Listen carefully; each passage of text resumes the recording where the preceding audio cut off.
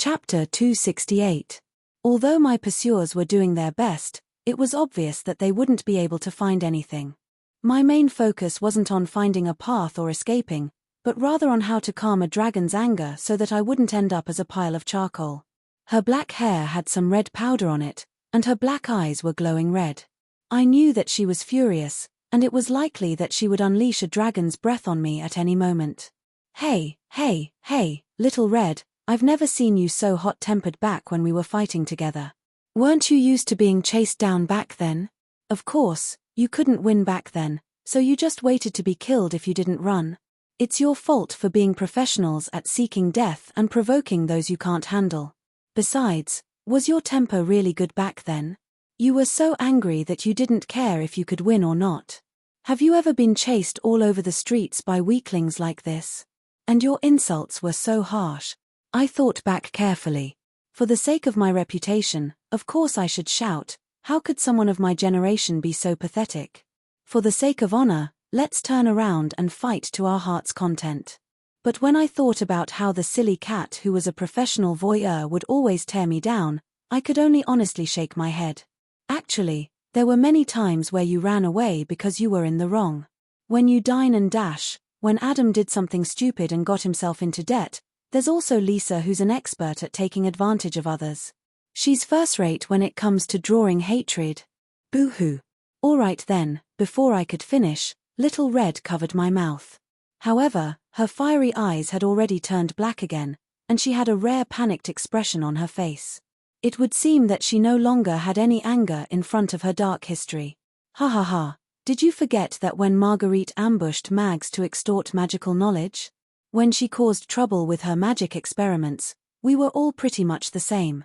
It's been so many years, so what's the point of talking about those things? Just let bygones be bygones. I almost forgot if you didn't mention it. I think you were all rookies back then, and you made me suffer so much.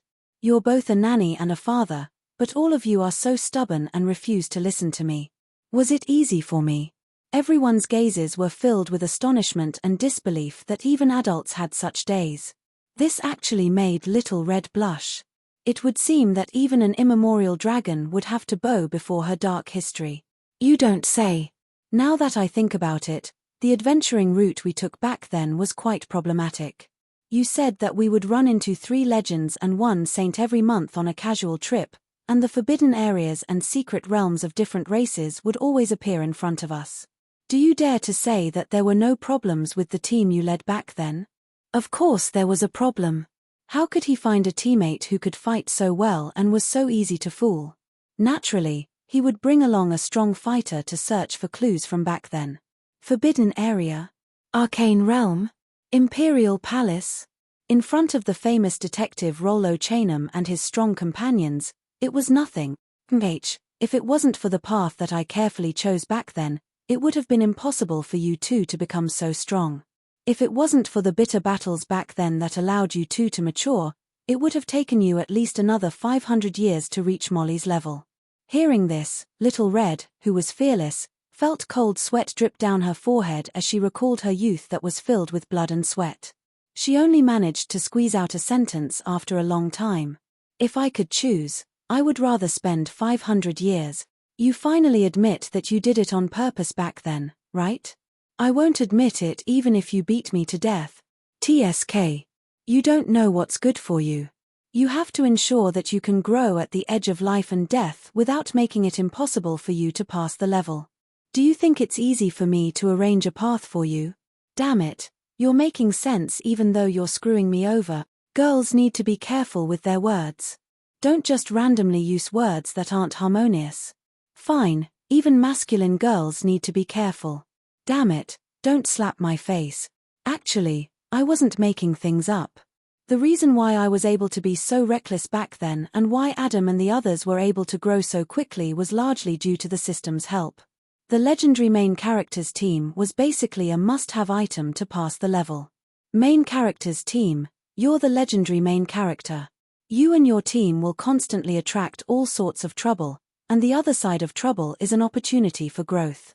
As long as you're tough enough, your growth rate is basically cheating. System notification. Although you're the main character, You don't have the main character's undying body. System, can I still exchange for that? The basic rule is that items that have already been exchanged for once cannot be exchanged for a second time. System notification. All of our items are handmade and handcrafted. There's only one such item, and it's not refundable or exchangeable. Dear, it's free shipping. Remember to give us a good review.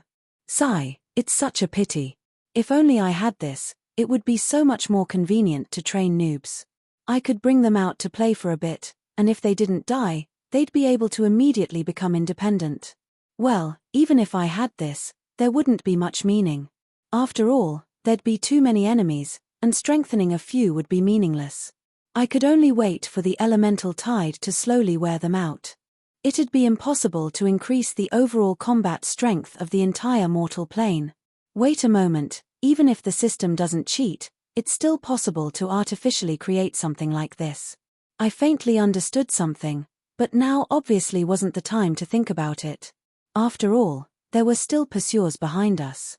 Hey, pursuers. Where were they? Couldn't they be more professional? I was still running. Pursuers. The last pursuer couldn't run anymore at the third mountain. He should be panting on the ground right now. TSK, TSK, TSK, how pitiful. An iron-ranked novice ran more than 30 kilometers in one go. He's probably about to cough out his lungs. Right, you should probably run an extra 10 kilometers. Not long after I started running, the silly cat had been yelling that her legs were too short for her to run fast. She transformed into a cat and took a nap on my head, but now she jumped out to rejoice in my misfortune. I opened my mouth wide. I had been having so much fun running that I actually forgot about pursuers. It seemed that I had yet another dark chapter in my history. Why didn't you say so earlier? Who would dare to stop if you didn't stop? As for interrupting, seeing how you and Lady Little Red were reminiscing about the past and chatting so happily. All right then. Wouldn't it be better to just say that I was focused on listening to gossip? There was no need to beat around the bush. Cough, our next target was Cindy's merchant group, but they all ran away in an instant. Damn it, someone actually dared to trick me. TSK, you changed the topic. Yep, you changed the topic. Little Cohen, please don't become such an adult. Ranger job classes were usually the best at tracking. After all, Ranger job classes had the tracking instincts of hunters, as well as some nature divine arts. Unfortunately, our Ranger Lady Little Red obviously couldn't be counted on. If you asked her to track someone, the end result would probably be her transforming into her dragon form and looking down from above. If Little Red had been a gold dragon or silver dragon, this wouldn't have been a big deal. At most, it would be on the headlines tomorrow. But Little Red just happened to be a red dragon. As an exiled evil dragon, it's completely understandable that she has such a terrible reputation. It's quite normal for fire element dragons to love destroying cities, killing people, and setting fires. However, this isn't the underground. An immemorial red dragon has appeared above ground. Perhaps even the dragon city above ground will be startled. The underground had always been a place where all species had been exiled. There was no need to explain the deep grudges between the exiled and the exiled. The beast men exiled the underground beast men, but since both sides were in terrible states, the beast men reluctantly left the matter unsettled.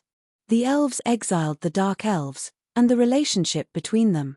Fine then, after countless years of killing each other, the underground elves' first battle upon returning to the surface was against the surface elves. How could the long-lived species be called petty? This was called having a good memory. Ding. Please accept the title of Roland with a good memory. Cough, I directly ignored my system's comment. So what if I had a good memory?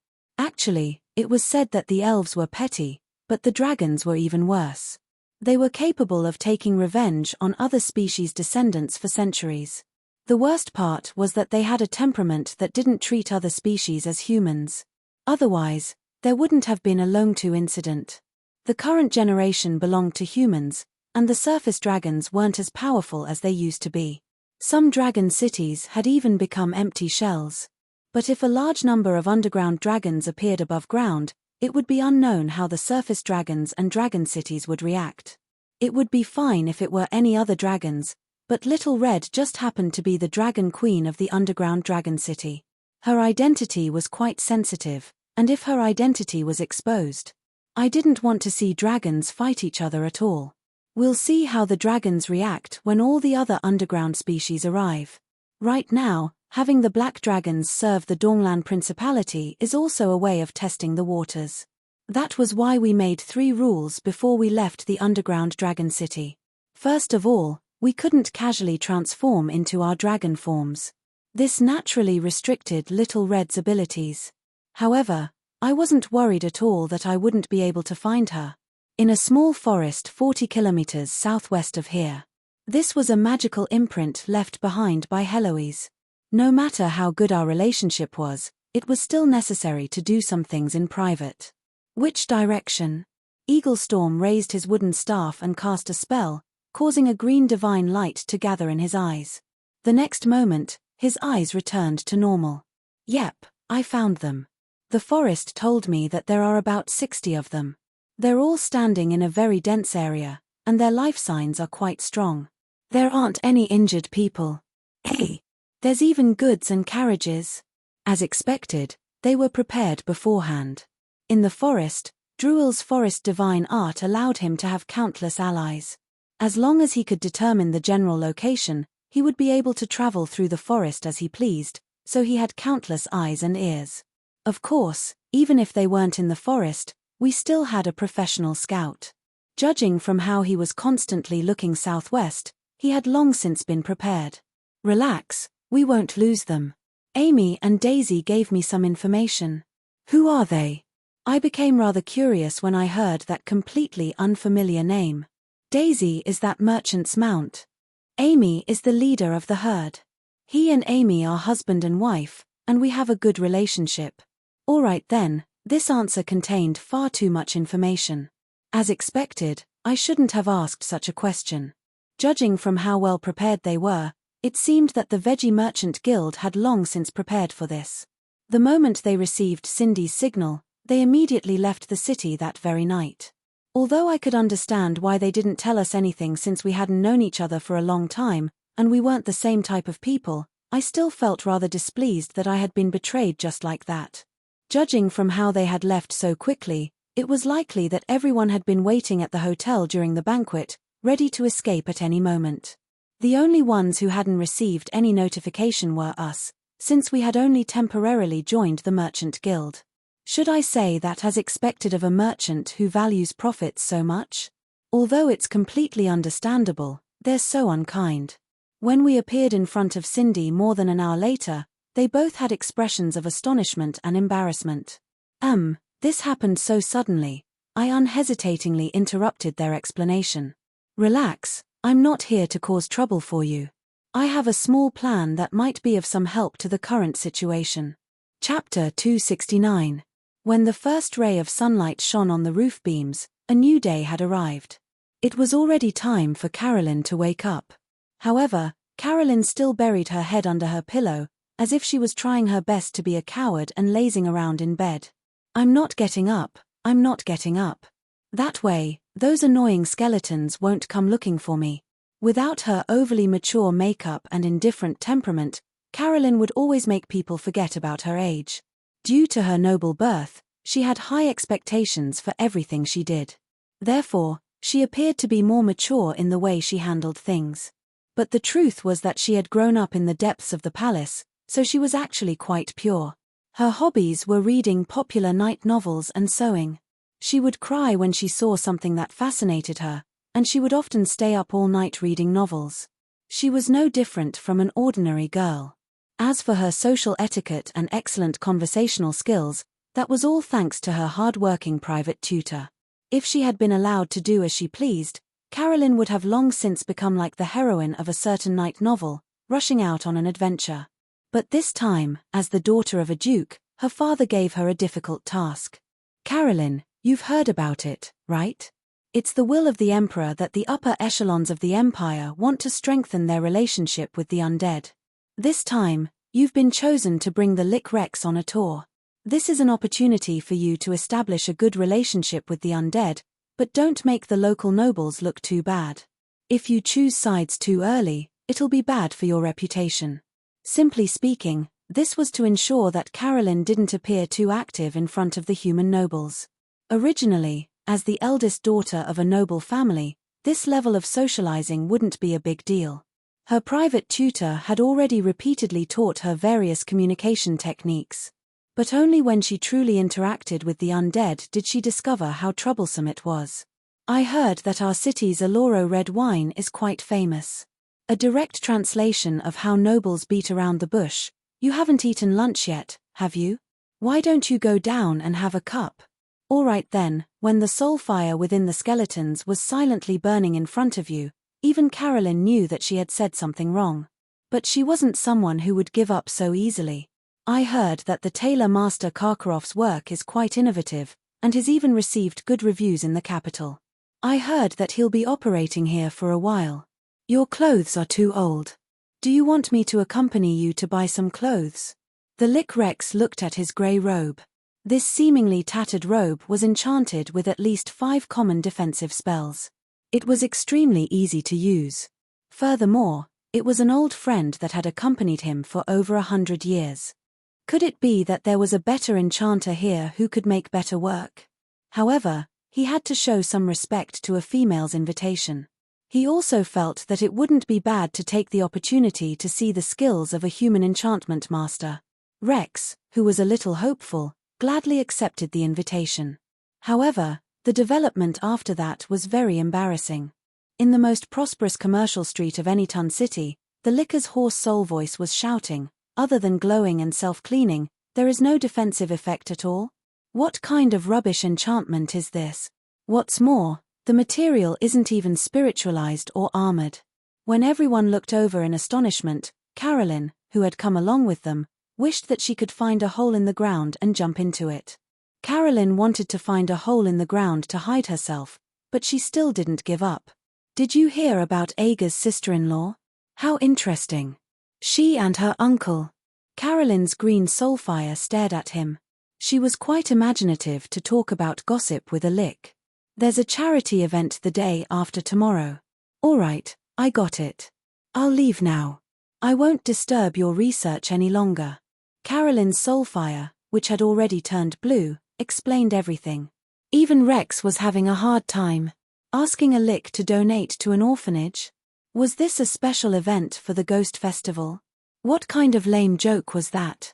Rex wasn't interested in socializing. Instead, he was interested in how to turn a living person into a dead person. Dirty jokes and gossip. Although from a certain standpoint, this was indeed a trump card to shatter the Licker's moral integrity and deadlock, wouldn't it be a type of mockery to a Lich who was only left with his bones? Talking about the international situation and religious beliefs. Were you sure you wanted to shout for the holy light in front of a Lich? That wasn't the way to die. If you wanted to talk about the international situation, with Rex's memories from 3 centuries ago, you would probably have to start with what kind of country the Bardi Empire was. As the ultimate evolution of Otakis, even if a Lich was the classic antagonist in many legends, the storyline would always be some small team invading an ancient castle or a Licker's mage tower, laboratory, or abandoned library. A Lich would be a classic boss that wouldn't die unless it was suicidal. This also explained the ultimate characteristic of Liches: they wouldn't go out even if they were beaten to death. From a certain standpoint, the 17-year-old princess was also a rich and beautiful woman, a person who had plenty of things to do in real life and was very popular. It would be rather difficult to expect a normal person to communicate with a Lich who was the incarnation of an otaku. Of course, it wasn't impossible to communicate with her. As long as the Lich was interested in something, a research otaku would usually become especially talkative. But if the Lich was interested in necromancy research techniques, how to use void energy to roast squirrels, which is better for zombies, a minotaur's heart or a tigerman's heart, it was likely that this girl would never be able to learn all of these. We need to look forward to the future. Every day brings a new sun, a dark history. Carolyn kept trying to increase her shameful experiences. In the end, even the Lich Rex couldn't take it anymore. Perhaps it wouldn't be long before he would risk being punished by his superiors and turn her into a zombie that only knew how to count its own fingers. After the frightening night last night, she learned many things. First, she learned how to shout hit, before using her magic staff to knock away the Licker's little mage. Then, Rex used a chicken leg to kidnap the Death Lord, and even used pudding to smear the Death Knight's face to create chaos and escape. Carolyn did her best to maintain the situation, constantly scolding the idiot who dared to secretly laugh at the Lich. But when she returned to her own room, she still laughed secretly for half the night. Now, she had no choice but to face reality. The Lich seems to be living in a separate room. It's said that their senses are very sharp. Did I unknowingly do something wrong again? I don't want to get up. The only thing that made Carolyn feel slightly relieved was that the Lich seemed to have a good upbringing. At the very least, he didn't get so angry that he used Death's finger. The sun had already risen. It was likely that she would have to face an enraged Lich today. If she made any more of a joke, the Licker's bluish-green soulfire might really explode. Sigh, I really don't want to go. But it was likely that she had no choice. Her schedule was quite full. After finishing this stop, she would immediately go to the nearby Baron Matt's territory. She needed to discuss today's itinerary with the Lich and set off as soon as possible. But when Carolyn finished dressing up and opened her room door, she saw a scene that tested her logic. In the hallway, the arrogant Lich had been torn to pieces. The little mage that she had seen yesterday was currently holding the Licker's skull and pouring holy silver and water into it. Carolyn then shook the skull vigorously as if it was a sieve. She even used the Licker's hand bone to stir the skull. How did she know that it was a Lich? The Licker's epic-ranked tombstone of death magic robe was still on his body, but the familiar soulfire was about to be extinguished. Are you going to tell me or not? If you don't, I'll make your head into a chamber pot. Yep, I'll call it Gul'dan. Rex's skull. Are you afraid? Bang. Carolyn was certain that she had opened the door the wrong way. She slammed the door shut. After a while, she slowly opened the door a little. But the moment she stuck her head out, she discovered that the soulfire in Rex's skull and the golden-haired mage were both looking at her. The golden-haired mage seemed to have thought of something, and suddenly laughed. It seems that it doesn't matter even if you don't tell me. We have a better person to ask. The golden-haired youth tossed aside Gul'dan. Rex's skull. He casually picked up a rib and smiled at her. Don't close the door. You didn't open it the wrong way. Yep, be more serious. You're not allowed to laugh. We're robbing you. Don't look down on my brother Licker's thigh bone. Be careful that I don't give you a Licker's touch. Relax, I'm not here to cause trouble for you. I have a small plan that might be of some help to the current situation. Back in the middle of the night at Cindy's temporary campsite, when the young man before them said that he had a method to deal with all of this, nobody believed him. After all, the current situation was quite obvious. The Veggie Merchant Guild had learned from their intelligence channels that the two countries had entered a state of war. This was far worse than the worst-case scenario. What I originally considered was that some domain lord would eat too much as a commission, or that they would run into an undead army. In that case, as long as they had guards to help them escape, there wouldn't be any problems.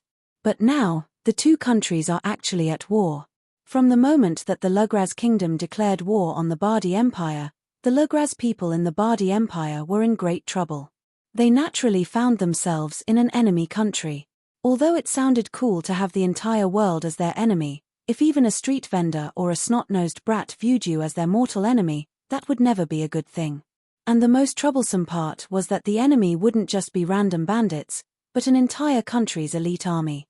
This was especially true when the enemy was a powerful country's border army. In that case, just the border would become a natural barrier. I casually opened up a map and pointed at a spot to the south. That was the Asher Canyon that we had just passed through, which was also the largest border crossing point between the two countries. Of course, the Bardi Empire's Hasraven Fortress was also located there. We had easily passed through the border crossing point when we first came here, and we even had me, an unregistered merchant with a questionable identity. All we got was a bit of a bribe, and the Veggie Merchant Guild had a good relationship with the Bardi Empire's guards. But if we turned back, that would likely be a dead end. Turning a blind eye during normal times and accepting a small bribe to let illegal merchants pass through was completely different from allowing foreign merchants to pass through during wartime. The former was an unspoken rule that everyone understood, and the latter would likely be related to treason. After all, nobody could guarantee that there wouldn't be any spies or intelligence agents among the merchants. If we were foolish enough to contact the Bardi Empire's guard, he would probably be the first to execute us. After all, no matter how much gold there was, one would need to be alive to enjoy it. He would probably be the first person to cut ties with us. It's definitely impossible to turn back, but it's probably the same for other border crossings that lead to enemy countries.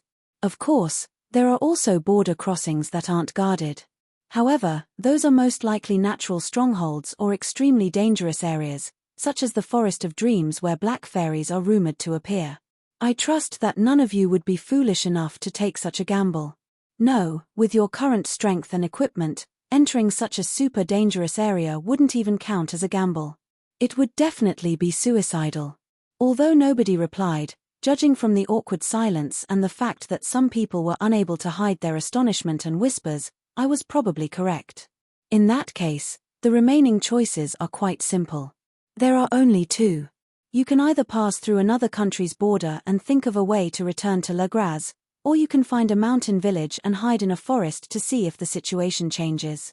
As for all of you, you can only choose the most pessimistic option. Even Cindy was unable to hide his astonishment upon hearing this. This sudden incident had just occurred, and he had only just received the information. He hadn't even made a final decision yet, but Cindy had already seen through his plans. Actually, it's quite easy to guess. It's quite simple. The former option is more dangerous. If you want to pass through another country's border crossings, you'll be traveling within the Bardi Empire. Since the Bardi Empire is currently in a state of war, every country will definitely be on high alert. It's far too risky to travel within an enemy country without sufficient information. If you end up being intercepted by a certain army, it'll be impossible for you to survive. But if this option doesn't work, it's likely that you won't be able to return home for the time being. Everyone fell into a strange silence as they exchanged awkward glances. Everyone understood this point, but nobody was willing to bring it up. But have you thought about it? Finding a place to hide and see how the situation changes? It seems like the safest option, but it's actually the most dangerous one.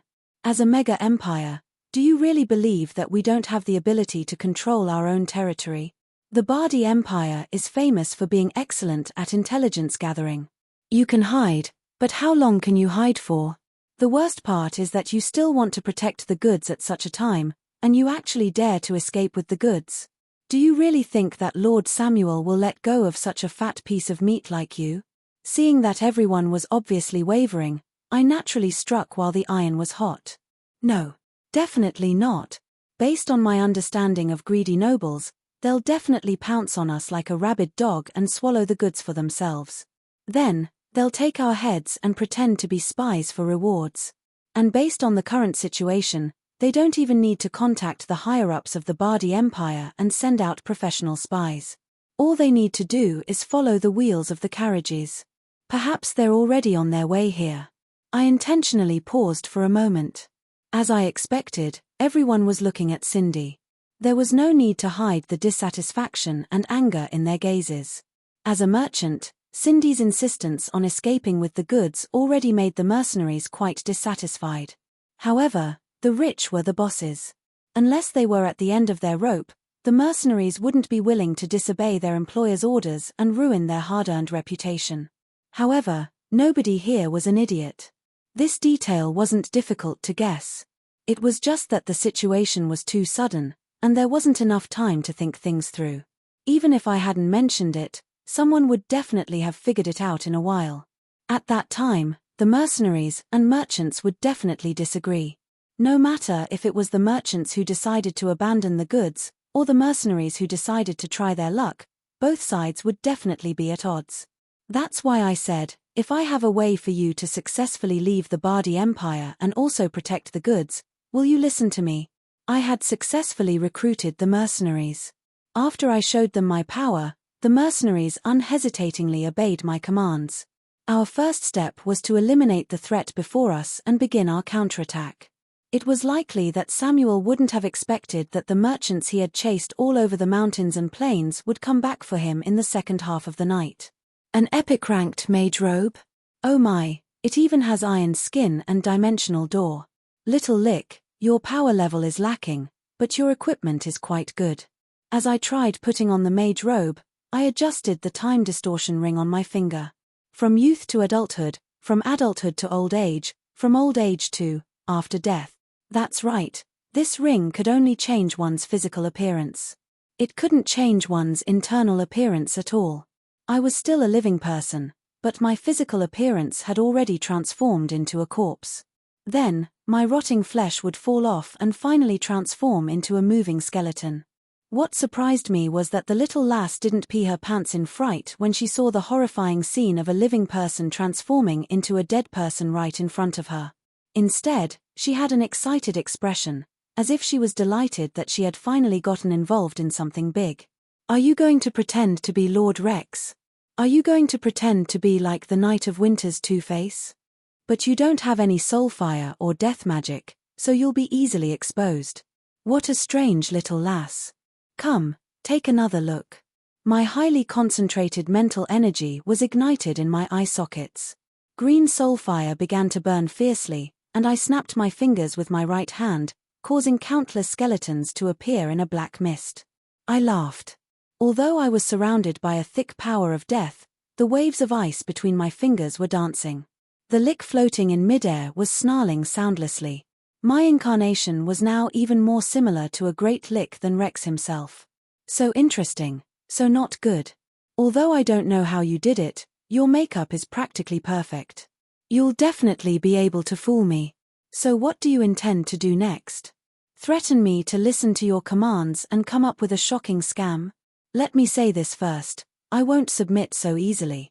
I don't care about physical punishment or whatever, but I'll only submit if you threaten to harm my family. I was rendered speechless. She was saying that torturing me would be useless, and that a few verbal threats would be enough. She was even telling me how to conquer me. What kind of hostage was she? Relax, we have a better choice. From today onwards, she's Carolyn A. Milan.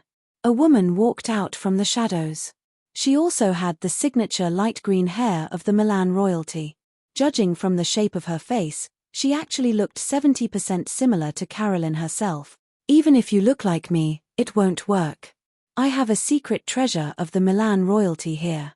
His Majesty Emperor Milano bestowed it to me. Only the Milan royalty's bloodline can make it shine. Hey! Why is it even brighter than when I was holding it? The pearl necklace that Lilith Milan had stolen was now glowing brilliantly, as if it was a god equipment that had met its true master. Lilith Milan carefully put the necklace back on her neck, and only then did the pearl slowly dim down. If you don't finish the kidnapping process, and if you don't threaten or bribe me, I definitely won't tell you the information you want. Just as I was once again certain that this woman had some mental issues, Lilith revealed a dangerous smile filled with evil charm as she approached me. Relax, you'll tell me. Lilith Milan's slender fingers were already undoing Carolyn's sleeves, and her red lips and fragrant tongue were already at the back of Carolyn's neck. Lilith Milan's other hand was already sliding down even more dangerously. You, what are you doing? This is completely different from what I read in novels. This is molestation. You can switch out. Aren't I asking you about your body? I'm asking about your body. Yep, not bad, there's unexpectedly good material. I've truly met a treasure. My lord, although I don't mind you watching me eat, and I don't mind if you're interested in joining, aren't you worried that Lady Heloise will tell on me to Lady Eliza? Alright then, I felt rather regretful. I had almost asked can I really join, but Lilith Milan's gaze seemed to say you're in the way. I knew that this invitation was probably just teasing you. Although I regretted that I wouldn't be able to watch a good show, I could only helplessly leave with Rex's head. It would probably be difficult for me to forget the tempting moans that followed. TMPH, women have their own ways of communicating. Let's have a little bit of communication that belongs to liches, such as soul interrogations, soul searching, and psychological attacks. Chapter 270. The Ice Plains 0? Asso's here as well? Oh my, this is quite a big deal. It's actually an allied army from all the undead planes, and an undead emperor is personally leading the army.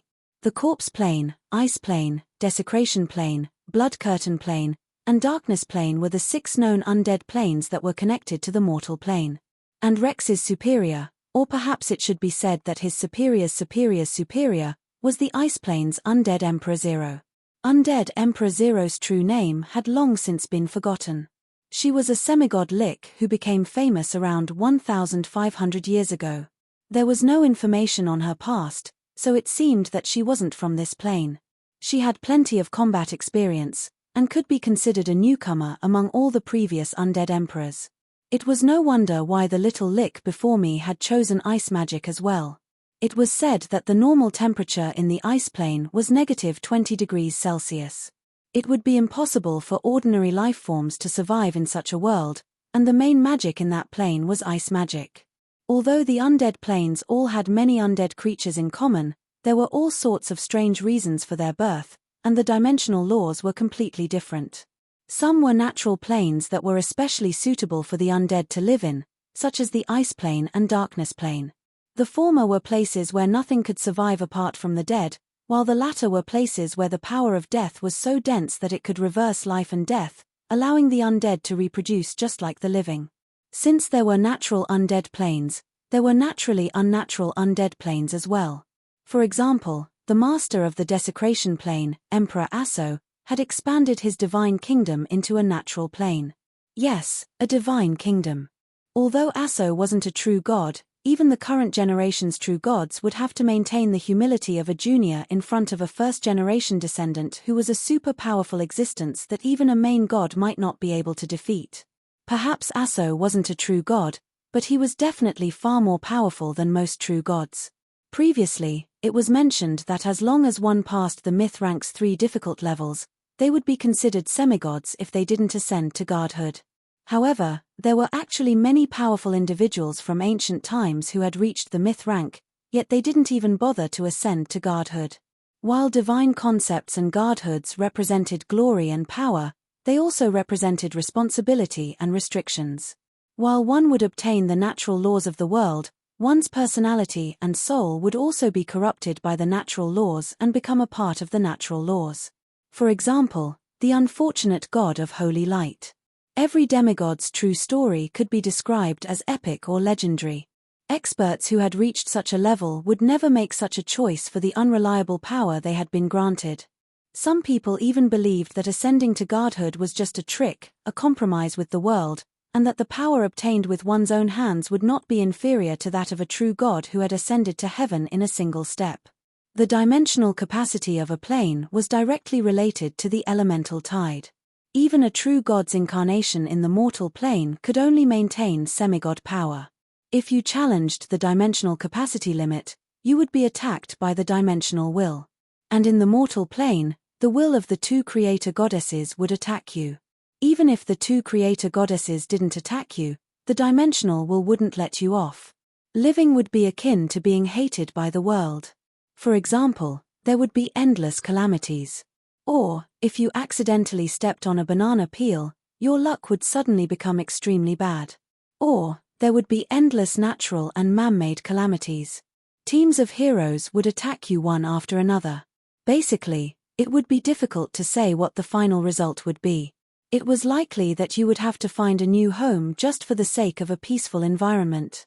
Due to Ael's existence, the position of Death God had long since been filled up. Without a new dimensional law to extend your life, it would be difficult even if you wanted to ascend to godhood. However, becoming a follower god wouldn't be difficult at all. All you had to do was try your best to flatter a true god. However, the undead emperors who had experienced countless hardships would never be willing to submit to someone else. If they didn't die in the end, it was likely that they couldn't stay in the mortal plane any longer and went to another plane to seek refuge. As for the residents of the undead planes, their origins were even stranger. Some were undead emperors' vassals. Or perhaps they were new undead mags who simply couldn't stay in the mortal plane anymore and voluntarily chose to live in another plane. But in terms of population, there were naturally residents of the undead planes as well. The dimensional laws of the undead planes tended to favor the undead. Just like how the elemental planes would give birth to new elemental life forms, the undead planes would also give birth to new undead. However, the origin of souls had always been a mystery.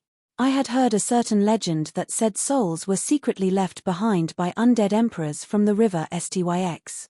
However, I didn't know if this was true or not. Of course, if this was true, it was likely that Ale, who controlled the river Styx, would be implicated. At the very least, he would be charged with negligence. And as the elemental tide rose, the undead emperors would soon have the right to return to their homeland. But actually, the undead emperors had long since predicted the arrival of the Holy War, and had prepared for it in centuries. At the very least, there was a certain undead emperor who had been planning for the Holy War since more than 30 years ago, when he was still a prince. The undead emperors had taken the initiative to attack the undead emperors, which meant that the undead emperors had both the right and the right. But when it came to people, the undead emperors wouldn't be any worse off. It was already impossible to count how many known undead planes there were. After all, ever since the undead were born, these existences that were incredibly difficult to completely destroy had been constantly accumulating. The mortal plane wasn't the only plane capable of producing undead emperors, and the reason for producing undead emperors wasn't limited to only undead mags.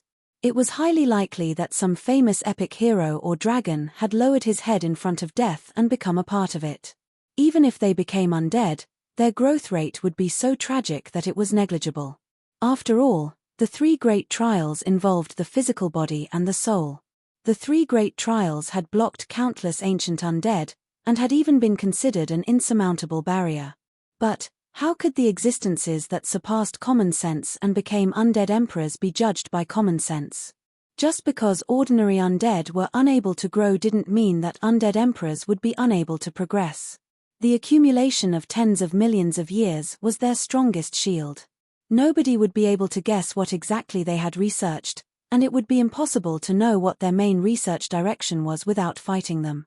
Even at my peak, I didn't have absolute confidence that I would be able to defeat any undead emperor in a duel.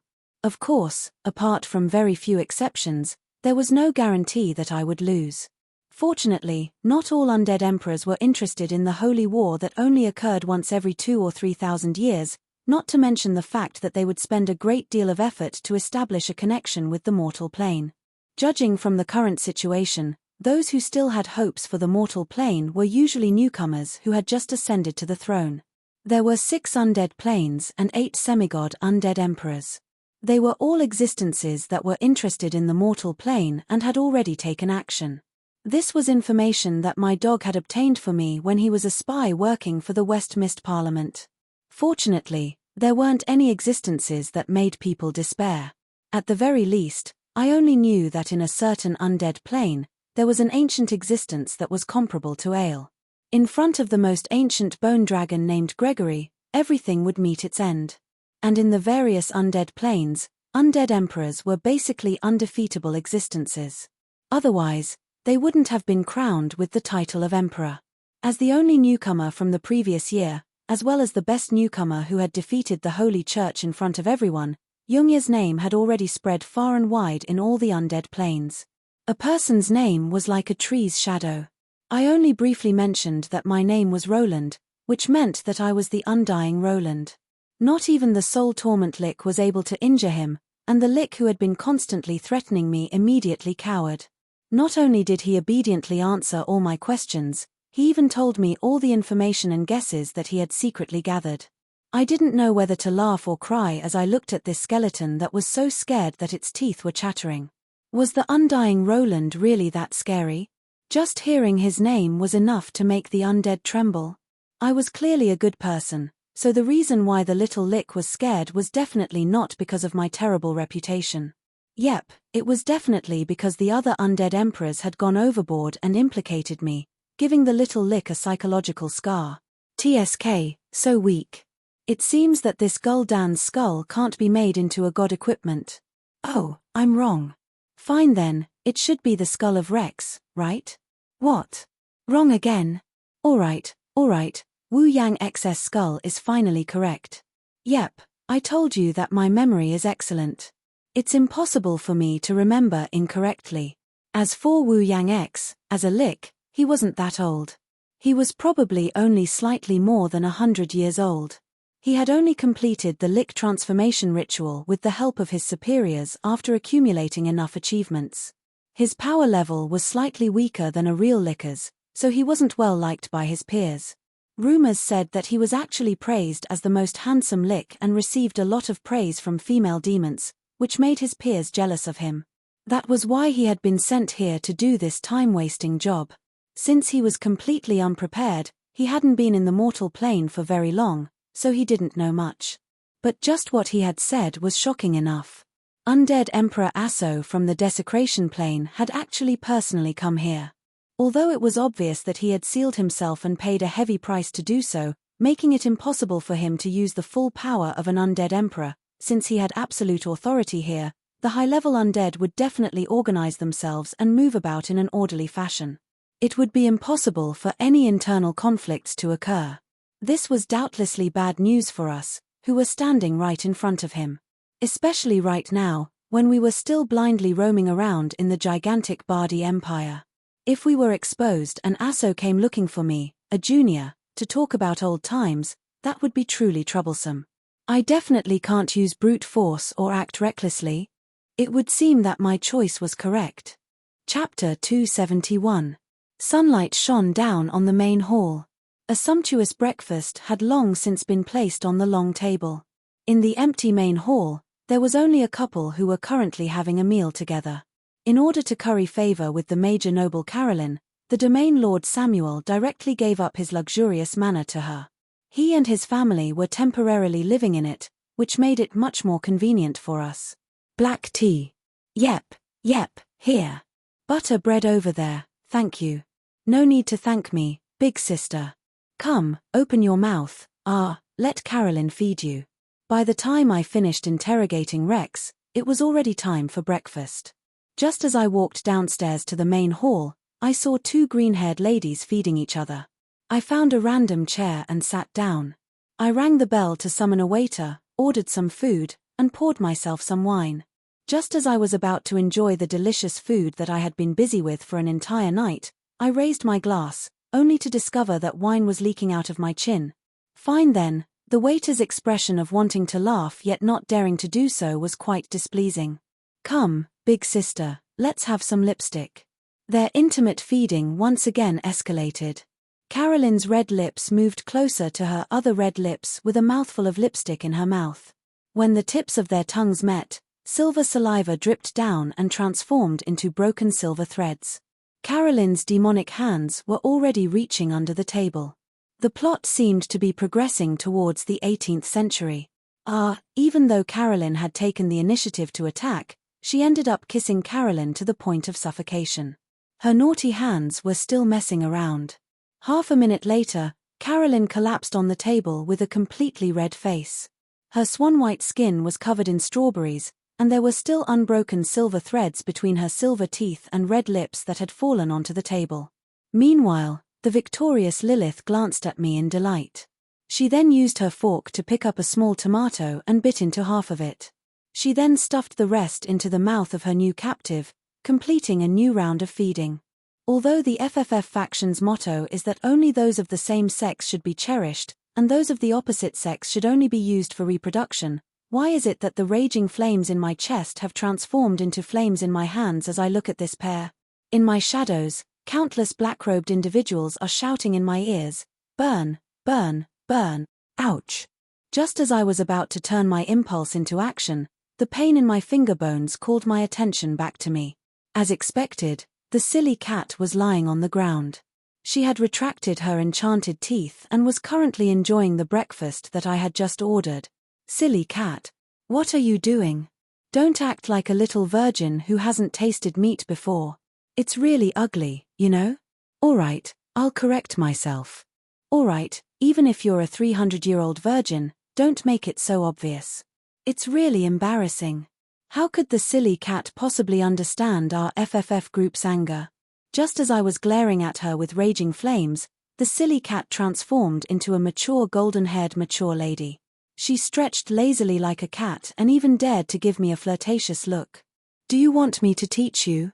Although I usually prefer pure girls, Princess Peach should be even more delicious. Her golden hair cascaded down to the ground like a waterfall, and her phoenix-like eyes were filled with intoxication. Her voluptuous figure was obvious as she stretched.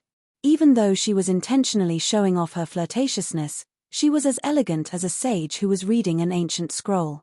As expected of the golden elves, who were known as the most beautiful species. At this moment, she was both flirtatious and elegant. Even the two women at the other end of the table were shaken by her charm. All right then, it seemed that these two women's sexual orientations had already changed. As for me, my heart. Heh, silly cat. I've already said that whoever mentions Princess Peach again will be in for a hard time. I told you before that you weren't allowed to become taller than me. I covered my Wu Yang X's head and angrily roared, "You're suicidal. Wait a moment, you can't do that. Even if you don't understand flirtatiousness, you shouldn't." I already knew what was about to happen from our soul contract, but I was unable to finish my sentence. After a series of distortions, only a pink mace remained where I was.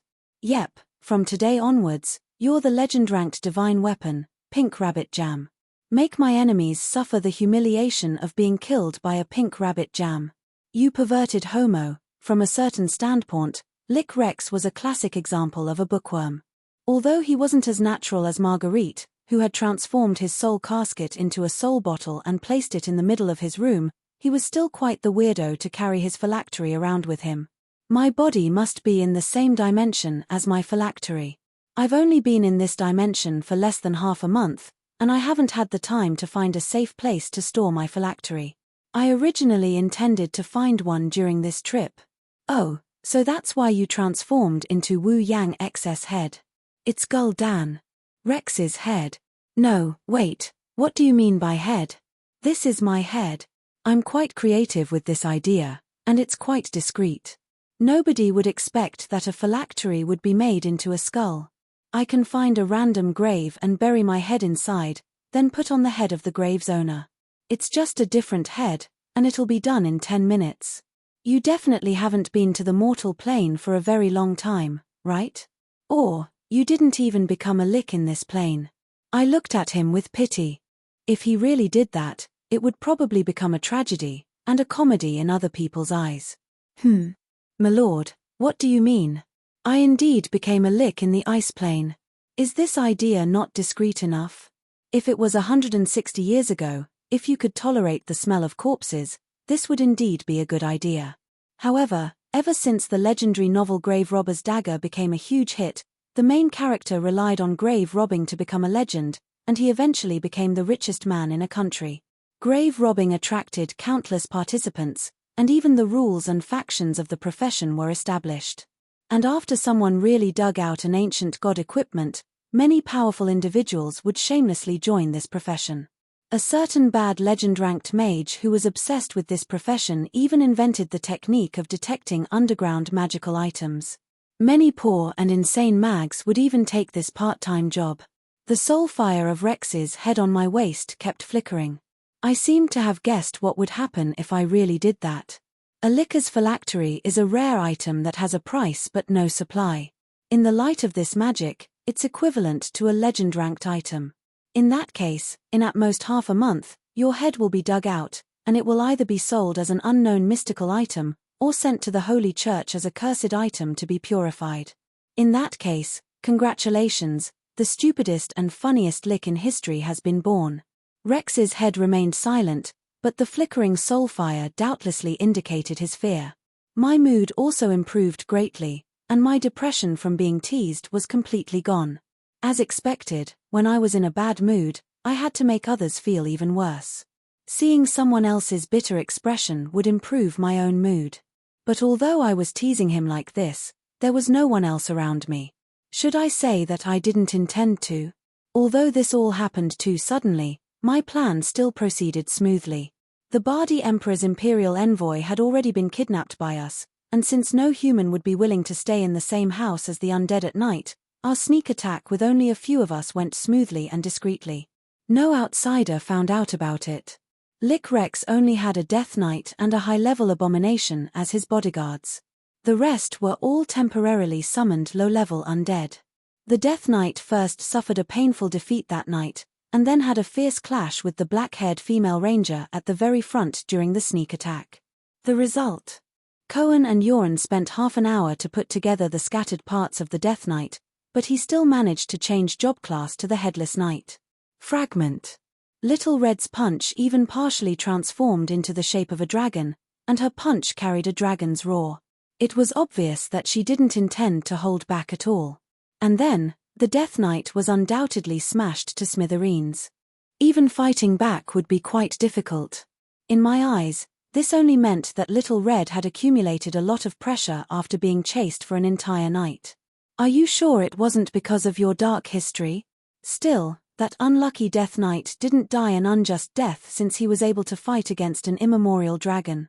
As for that abomination, due to the fact that the Duchess highly disliked the corpse monster's foul smell and appearance, it was left outside the Domain Lord's mansion to guard. When it finally received its master's orders and finally returned, it just so happened that Little Red, who hadn't gotten used to fighting yet, conveniently dismantled it. That small dragon breath even took away a stable. As for Carolyn's human bodyguards, things were even simpler. According to our standards, a middle-aged knight who was barely at the gold rank would look rather pitiful. He and his rookie bodyguards didn't even notice that everything was over by the time they started their daily morning exercises. But this wasn't the underground where legends could be found everywhere. In an ordinary human country, it would be quite impressive for a noble's eldest daughter to have a gold-ranked master as her bodyguard. Not to mention, Carolyn had only been temporarily assigned here for this mission. As for safety, even the captain of the top-ranked mercenary group in the Lugraz Kingdom was only at the gold rank. Without even mentioning the fact that a gold-ranked knight captain and a few silver-ranked mercenaries would be more than enough to sweep through the relatively safe Bardi Empire, when I learned that Carolyn's temporary guards only had a purely employer-employee relationship with her, I decisively had Carolyn dismiss them.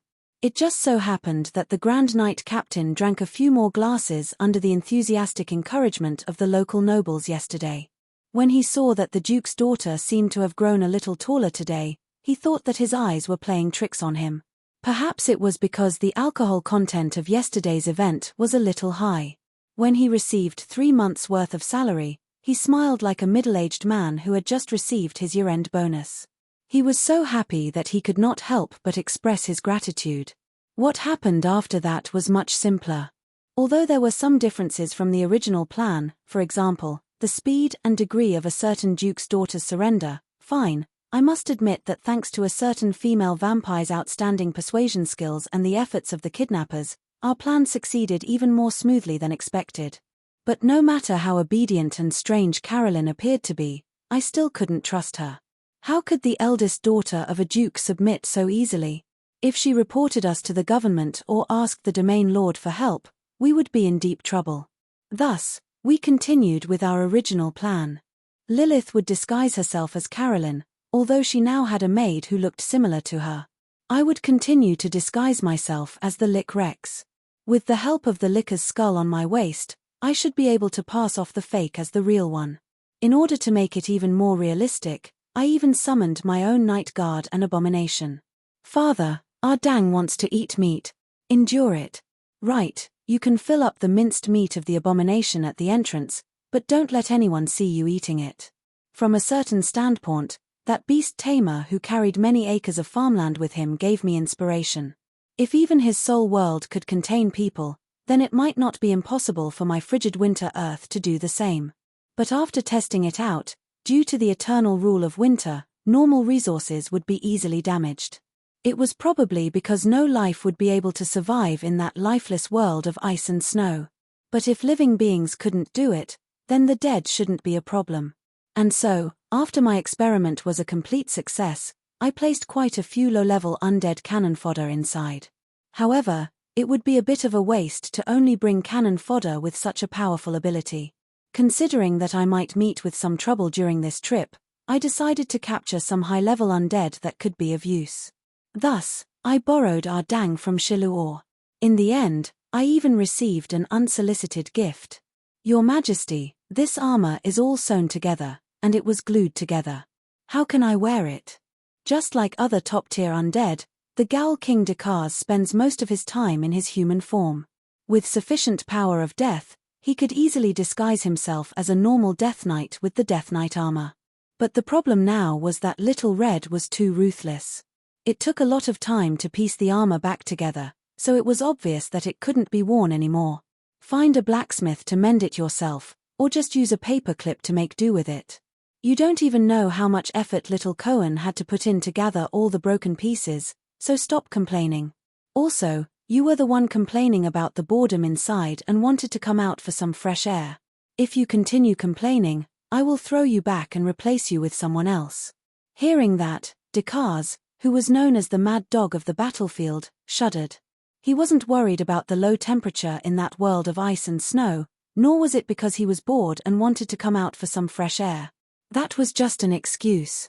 Actually, I wasn't bored at all. Comprehending the rules of that world benefited me greatly. It was just that Gria was too bored inside, so when she started singing, "Alright," I almost shed tears of sympathy.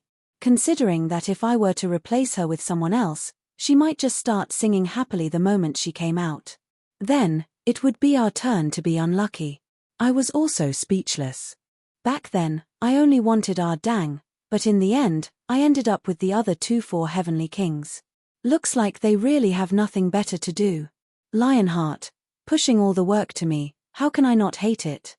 Of course, it wasn't enough for a group to only have undead. Very soon, we would coincidentally meet a group of foreign merchants outside the city. Then, after a freak combination of factors, we would end up with new guards and attendants. Also, the merchants would be recognized by the nobles of the city, and with the help of a certain feudal lord, they would obtain a pass to return to their homeland. The rest was even simpler. We just had to follow the plan, and then, at a certain divergence point, Carolyn's nature for sightseeing would be unleashed. Under the guidance of the Lich Rex, we would head to Victoria Harbour to look at the sea. Of course, these arrangements wouldn't be flawless, but it would be enough as long as we could deal with the current situation. By the time everything was exposed, we would have long since escaped. Or, before we finally met an obstacle that we couldn't continue on, we would travel as far as we could. When we walked out of the Domain Lord's mansion that had just been robbed and headed to the next noble's territory, I almost couldn't help but laugh out loud when I saw Samuel, who had been furious just yesterday, politely bidding farewell to Lilith. There was even a knife wound left by a chicken bone on his neck. Samuel's neck was still visible, and I almost laughed out loud. Gul'dan. Rex, perhaps there are even funnier ways to die in this world than yours. Chapter 272. If anyone who had been to Port Victoria before went there again, they would never be able to recognize this formerly prosperous city. Dimensional overlaps had transformed this place into a unique dimension that was rarely seen in the world. This place was both a part of the undead plane and a part of the mortal plane, but also a part of neither. Judging from how Undead Emperor Asso had personally arrived, it was highly likely that the death plane on the other side was the infamous desecration plane. That would be even scarier. Obviously, after the dimensional descent was completed, an endless undead army would enter the mortal plane through that entrance. However, the undead hadn't achieved their goal.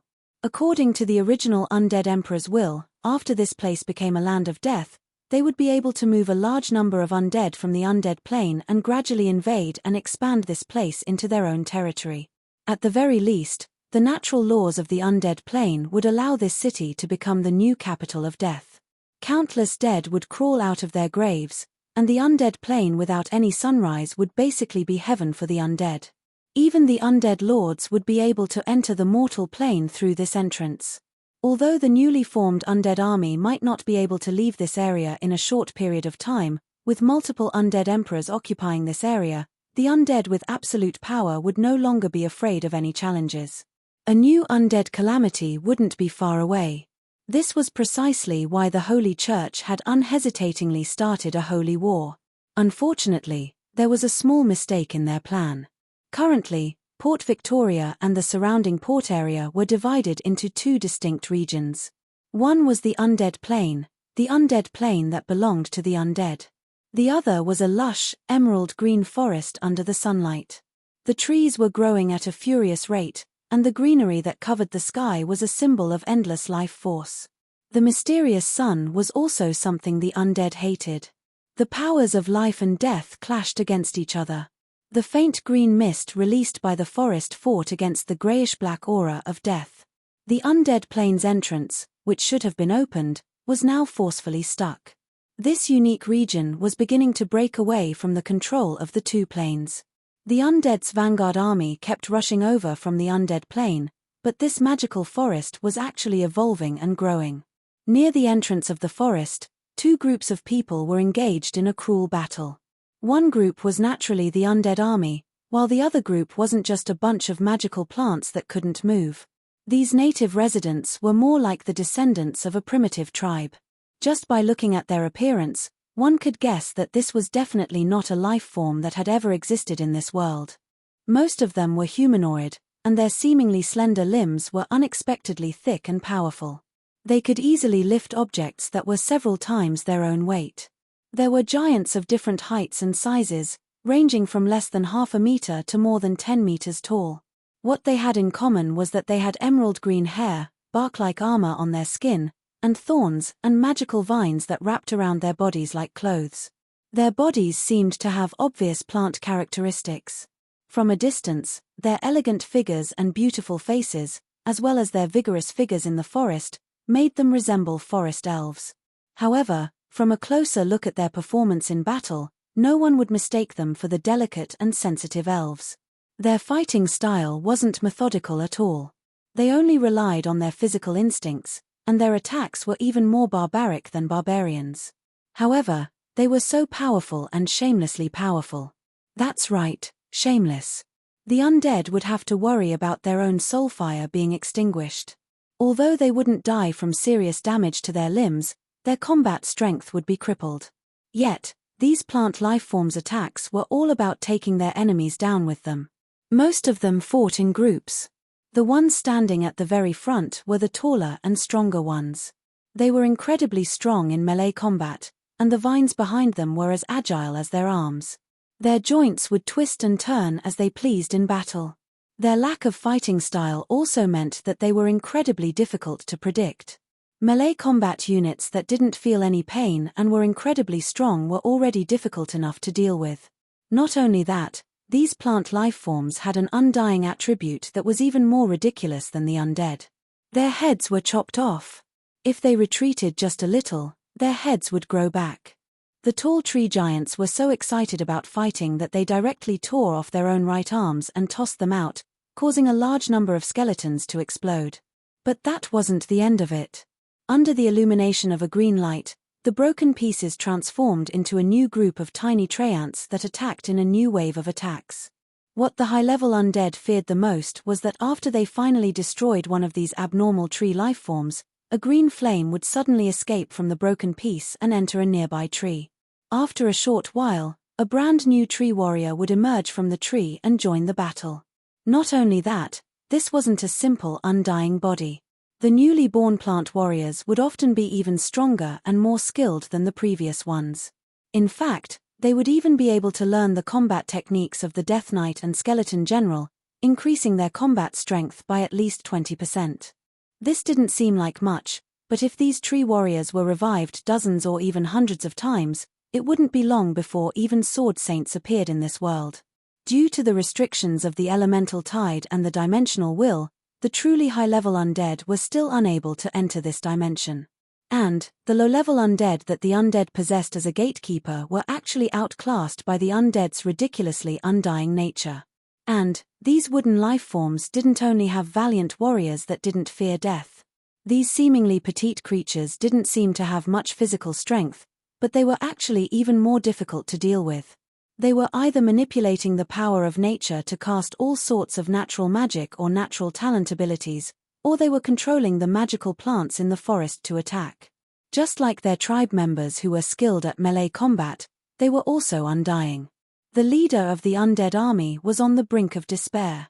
At the very beginning, these green-haired little creatures were as weak as gnomes. They could only tremble in despair under the cover of the forest and blindly run around to avoid the undead's attacks. But, in less than a week, these abnormal life forms had already evolved to the point where they could fight directly against the undead army. That's right, these plant life forms were all independent individuals with emotions and thoughts. In fact, they had even developed their own language thanks to this forest's nurturing. And in the near future, they would also enter history as a species named wood spirits, named by Roland. If we can't destroy this forest, we'll never be able to win this battle. The undead knight Kakalo's conclusion was basically the same as his companions. If they didn't destroy this forest, these abnormal wood spirits would never die. But, in order to safely enter this forest, they would first need to kill off the wood spirits and magical plants that were in their way. It seemed that they had entered an endless cycle. This is basically impossible to deal with. It's as if we're fighting against a dimensional will. She has the support of karmic luck and an endless supply of backup combat strength. Meanwhile, our numbers keep decreasing as we fight. Look, our luck is getting worse as well. In the distance, an ancient durian who tossed an exploding fruit casually tossed it into the sky. He didn't have to worry about injuring his own allies. An undead knight and a wood spirit were locked in a fierce battle, and the flying shrapnel turned the undead into a hornet's nest. Even though there was less than 2 meters between the undead and the undead, the wood spirit was completely unharmed. If this was intentional, then this blind shooting ability would be more than enough to crush any elven divine archer. And if this was just a coincidence, then the probability of surviving unscathed would be ridiculous. Yet, such lucky people kept appearing, while the undead would forever be the unlucky ones. Even an idiot could tell that there was a problem here. In terms of experience, the Lich Andro was far older than the Great Lich himself. As an old subordinate of Asso when he was still a human, Andro had experienced countless battles, including the dimensional wars. Andro's decisions were quite trustworthy. Although Andro was unable to level up due to his body's limitations and was only at the peak of the gold rank, Andro's experience and wisdom accumulated over the years earned Undead Emperor Asso's trust. Precisely because of this, when the battle reached a stalemate, Asso, who had already returned to the desecration plane, sent Andro out to investigate the situation. The dimensional will. How is that possible? The dimensional will of the Aishi world had long since fallen into a deep slumber. Why would it make things difficult for them here? And if the dimensional will of the Aishi world was truly enraged, it was likely that this dimensional entrance would have been sealed off long ago. Andro didn't reply. He simply looked at the forest that was brimming with life. In his imagination, an invisible arm had already covered him, and that demon-like existence was laughing maniacally in the shadows, mocking the undead army's uselessness. Damn it! How is this possible? Andro finally noticed that something was off. The high-level undead that had just collapsed didn't have its soul fire extinguished. Instead, it was being surrounded by a phosphorescent glow on the grass. The soul was gradually changing from a ghostly white to a greenish hue. The next moment, the soul was tossed into a tree, and judging from the protruding part of the tree, a new wood spirit was being born. The undead's corpse was devoured by the forest and transformed into nutrients for the forest. Meanwhile, the soul of the undead entered the forest's soul and transformed into a new wood spirit. The undead army, which was the most skilled in battle, had met with the most troublesome of their kind. There's no mistaking it. It's currently stealing souls. This is basically an automatic cycle of reincarnation. This forest is the will of a new dimension. Damn it, we're in big trouble. Appendix, an excerpt from Archmage Victor's research in a lecture, Research on the Origin of the Wood Spirits, AD 1541. It was quite difficult to believe that while the Holy War was still in full swing, the cursed dimensional descent, which took away millions of lives, created a new species, the wood spirits. Perhaps the current humans were already used to the wood spirits' hospitality and sincerity. They were friendly, hardworking, and peace-loving. They were also viewed as the representatives of tolerance and kindness. Very few people hated this species that was filled with kindness. However, very few people knew that the moment this new race was born, they had to face the continuous flames of war that they were destined to face, and they had been evolving and growing in the flames of war. For a considerable period of time after their birth, they were even seen as emotionless war puppets by the world. The most inconceivable part was that their creator wasn't a god, nor was she an undying existence from another dimension. Nor was she an elf who viewed herself as the god of magic. She was just an ordinary human mage. That's right, there was no need to doubt that Amelia Milan was the same as you and I, who were listening to my lecture. She was an ordinary human mage who slowly became a legend. Although there were many doubts as to how Amelia Milan managed to create such a divine miracle, too much time had passed, and it was impossible to verify. What I'm going to provide here is probably the most probable explanation, as well as the one that is most accepted by the academic world. First of all, I need to mention that in the Mage Country's records, Amelia's personality was slightly crazy, a little too extreme. What we can confirm is that she had long since transformed her physical body into a magical forest created by magical plants. Her soul had also transformed into the will of this forest. It was impossible for us to find out what this archmage from 1,000 years ago had in mind. However, the soul connection between the creator and the creator was quite obvious. Judging from her adorable children, the crazy and insane descriptions of the Holy Mother of the Jungle as well as her lawless crimes were obviously nothing more than artistic exaggerations and slander by those with ulterior motives. Let's not talk about the legends that were acknowledged by everyone. We could easily infer from the fact that Amelia Milan received elite education from the royal family when she was young and even became a candidate for the Earth God Church's saintess, this was back in the day, that she must have been a gentle and friendly saint mother. I'm saying this not because I have a wood spirit wife, nor am I worried that if I don't praise this wood spirit mother, I'll probably go home and sleep on a tree. Even my 2 mixed-blood sons won't call me father anymore. Laughter from the audience. Cough. Getting back to the main topic, let's start with the tragedy that happened that night. Oh, that was truly a tragedy rarely seen in the world. No wonder semigod undead were always viewed as a taboo. They were truly vicious. 30 years of preparation was activated in just a single second, and that prosperous commercial city was instantly transformed into a dead city without a single living person. The moment that the dimensional descent occurred, millions of lives turned from life to death. Their hatred before death transformed into a physical curse. Not only that, the mystical dimensional structure of both the mortal plane and the undead plane made it impossible for anyone's hatred to be vented. The hatred circulated in that sealed dimensional space. According to the undead emperor's expectations, this entire area would become a world of the dead, and all the vengeful spirits and curses would transform into undead, becoming the foundation of a new land of the dead. But sometimes, no matter how much planning one had, it would still be impossible to overcome one pure coincidence. Perhaps the only thing that the undead emperors didn't expect was that Amelia Miron just happened to be in Port Victoria on that day. Although Amelia was a semigod, she was still powerless against dimensional laws. In that instant, she also experienced the transformation from life to death. Archmages would always have many backup plans, such as a small trap that would immediately transform them into liches after they were killed. And just as I mentioned before, Amelia's entire body had transformed into a magical forest. Her transformation from life to death had only transformed her into a magical forest that had lost its consciousness. At the time, the undead plane that was connected to the mortal plane didn't have any plants.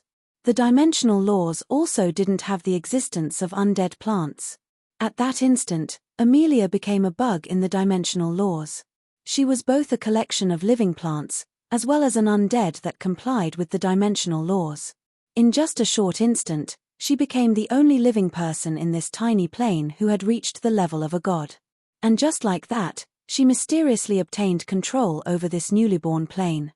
That's right, it was an independent plane, not an intersection between two planes. The result of Victoria Harbour being stuck between the undead plane and the mortal plane was the creation of a relatively independent plane.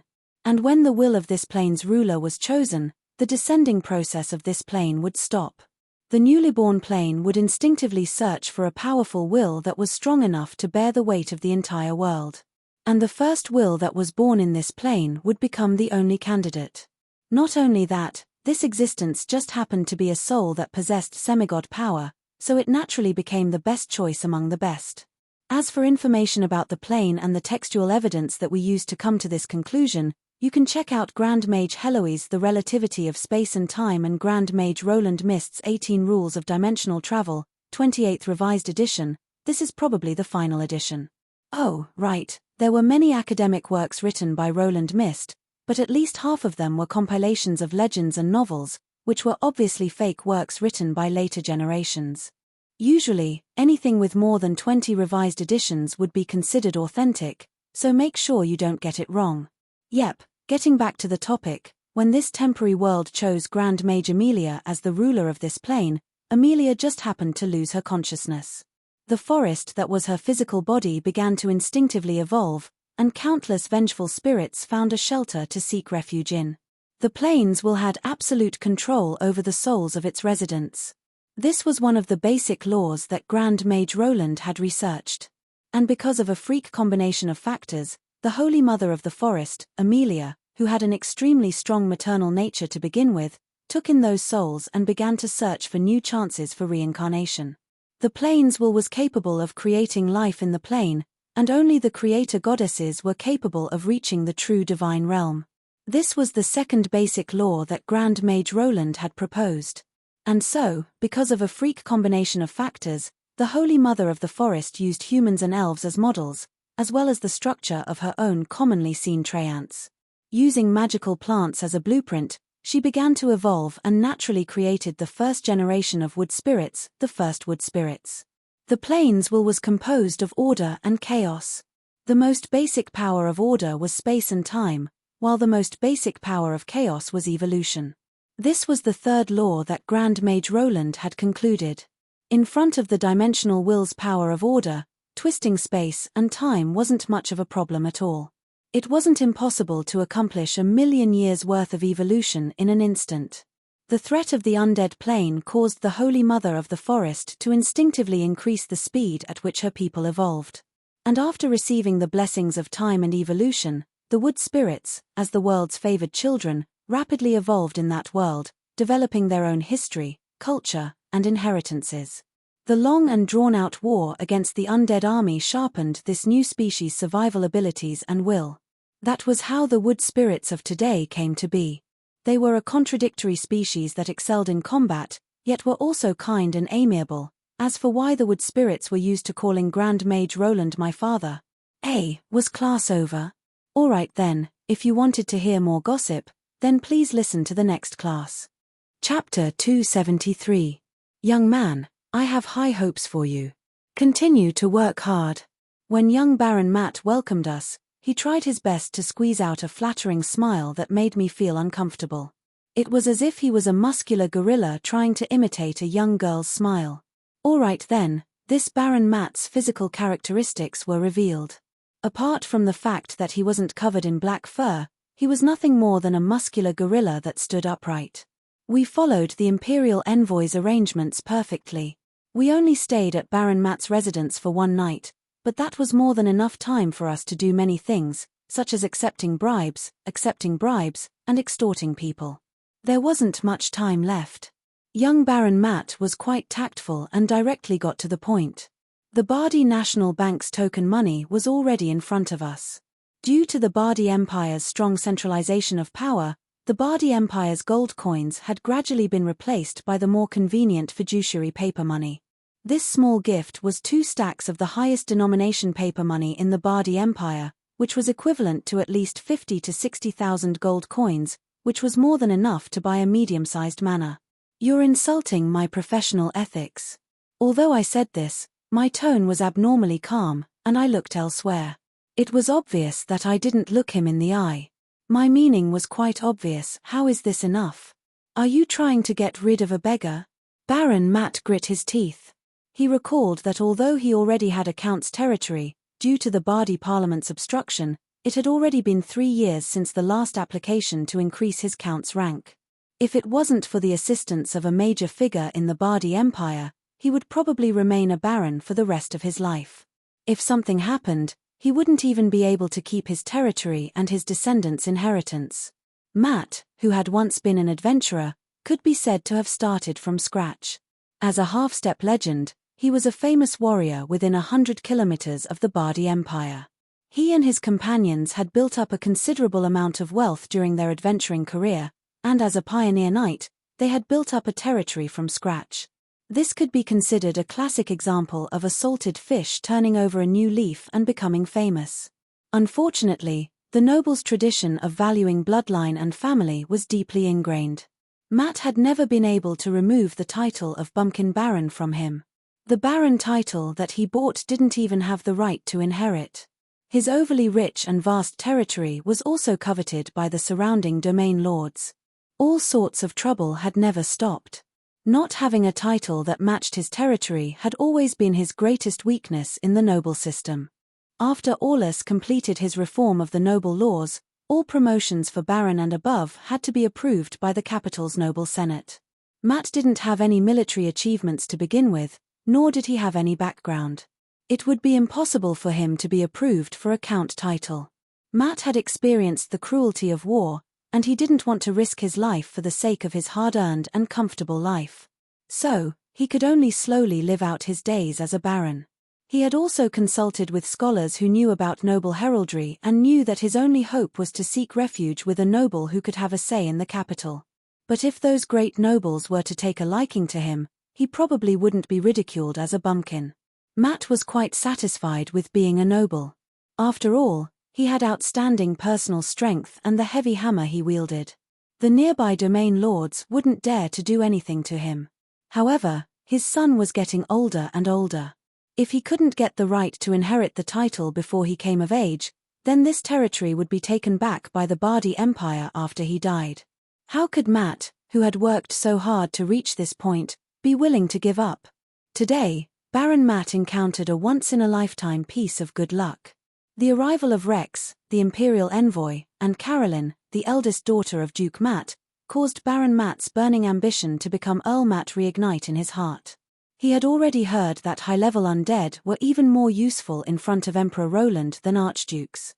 As long as this Lich helped him say a few words, this matter that seemed like a small matter to major nobles would instantly be resolved. Matt was used to being stingy, so he felt pained when he saw that the imperial envoy Rex actually felt that his gift wasn't enough. After all, this meant that he would have to pay a large amount of money. But even more than that, he was delighted. At the very least, Rex was willing to accept his gift. Why am I so cheap? Why am I so happy that someone is willing to accept my money? Of course, Matt definitely wouldn't show his annoyance and regret. He would rather bury this delight deep within his heart. In order to prevent himself from being viciously ripped off, Matt's expression was pained and annoyed. In fact, he even had an expression of hesitation and regret. However, I laughed. As expected of a muscle-bound cannon fodder. He didn't even know how to act. If he was truly pained or hesitant, why didn't he just leave? The muscles on his face were about to twitch. His fake anger was as fake as it could be. However, I didn't intend to expose him. Otherwise, how could I possibly obtain what I truly wanted? Sincerity is the most important thing. I thoughtfully glanced at the silver myth-ranked war hammer at Matt's waist and smiled meaningfully. This time, there was no need to pretend anymore. Matt truly had a bitter expression. Epic weapon, undying killer, attack power, 30/30, special effect 1, undead butcher. All undead that are hit by this attack have a certain chance of being instantly destroyed. Special effect 2, divine protection. Summon a golden holy domain that will resist the invasion of evil. Duration of 30 seconds. All who forcefully invade will receive 5 holy light damage per second. Special effect 3, special effect 4. Since the user isn't a warrior of the gods, they cannot be activated. There's a line of silver, twisted words on the hammer's handle. This war hammer once belonged to a true holy knight. Only a true holy knight will be able to utilize the full power of this war hammer. System notification. Instead of being a sword saint, do you really want to be a hammer saint? Comrade Luo Dachui. I actually saw Grave Robber's Notebook and 18 Ways to Use the Luoyang Shovel on the bookshelf. I instantly understood how this powerful commoner-born individual had obtained such a holy war hammer. At that moment, I even hesitated whether or not I should give this loyal fan of mine an autograph. The moment I saw the name of this war hammer, I made up my mind to get my hands on it. My name is Undying Killer, and this war hammer is called Undying Killer. This is so unlucky. I can sense the evil intentions of the world. Yep, after I obtain it, I'm going to give it to Heloise to eat. These abilities are perfect for her. As for whether or not Heloise, who used to have an undead body, would have a stomach ache from eating it, that was something I didn't even consider from the very start. At the very least, that holy sword Pale Justice contained the power of holy light, which made the past Heloise unable to eat it. This would be a perfect opportunity to see if she had become stronger after her evolution. I was still hoping that she would be able to continuously evolve and surpass a true god equipment. But then I suddenly thought about how it seemed rather strange to use a lowly to chop people up. But then I remembered that she was a 10,000-year-old fake girl, so I instantly calmed down. Tremble, mortal, the pink rabbit jam has gained a new ability. Undead, your end is nigh. Death isn't shameful. Dying in front of this god equipment is true humiliation. Yep, tie 2 butterfly knots on the top of this club, draw a smiley face, and put a plush pink rabbit toy on it. I couldn't help but laugh out loud as I thought about how embarrassed and unwilling my enemies would be when they were beaten to death by this club. The Licker's high-pitched soul voice echoed in the room, causing Matt to instinctively shiver. However, Heloise was the first to become dissatisfied. If you dare to do such a thing, I'll dare to cancel my transformation while you're fighting against a strong enemy. At most, I'll go on camera completely naked and have your reputation as a demon beast king spread throughout the entire mortal plane. Alright then, thinking about how the mace I swung out suddenly transformed into a naked young girl, it felt rather awkward. It would seem that the silly cat still needed to be taught a lesson. I temporarily gave up on this idea. Right now, the first thing I needed to do was to extort this extraordinary war hammer from her. It seemed quite difficult to make a warrior hand over his personal weapon, not to mention that he was a top-level warrior who was half a step away from legend rank. But the current Matt was no longer the warrior from 5 years ago. His peaceful and prosperous daily life had worn away his fighting spirit. His only hope was to obtain his own territory and noble title. And, as expected, you came here for this. I was wondering why an imperial envoy and a duke's daughter would come to such a remote territory like mine. It seems that I'll have to hand it over in order to protect my territory. In fact, Matt had long since realized that more than half of his reputation as an undead killer was due to this hammer. While his reputation was rising, when the undead became one of the main forces in this country, he would naturally attract a lot of inexplicable hostility and bring trouble upon himself. This would be the same as wearing a Dragon Slayer set of equipment and dragon skin armor in front of a dragon. It would definitely be the same as using your face to attract the attention of the undead. It would be strange if you didn't die. As expected, I can't avoid it. Perhaps it's a good thing to hand it over now. At the very least, I've made my attitude clear. Matt reluctantly glanced at the high-quality war hammer at his waist and carefully placed it on the ground. Of course, a Lich wouldn't dare to touch this holy war hammer. Meanwhile, the female knight behind the Lich immediately picked up this heavy war hammer. She couldn't help but fondle the war hammer lovingly. The moment that war hammer touched her, it began to glow silver and give off a mysterious aura of fighting spirit. Perhaps she felt that her old master had made her lonely for far too long, and she was looking forward to the day when she could return to the battlefield. A holy knight? No. How could a knight who believes in the holy light possibly be together with a Lich?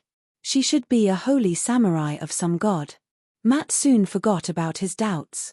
The most important thing was whether or not the Lich would be satisfied with his sincerity, and whether or not he would be able to obtain the title of nobility. In a sense, this was also the tragedy of a hero in his twilight years. To be able to start from scratch, he might have been fearless when he was young, but when he truly had a warm family and enough wealth, he lost the courage to fight and fight.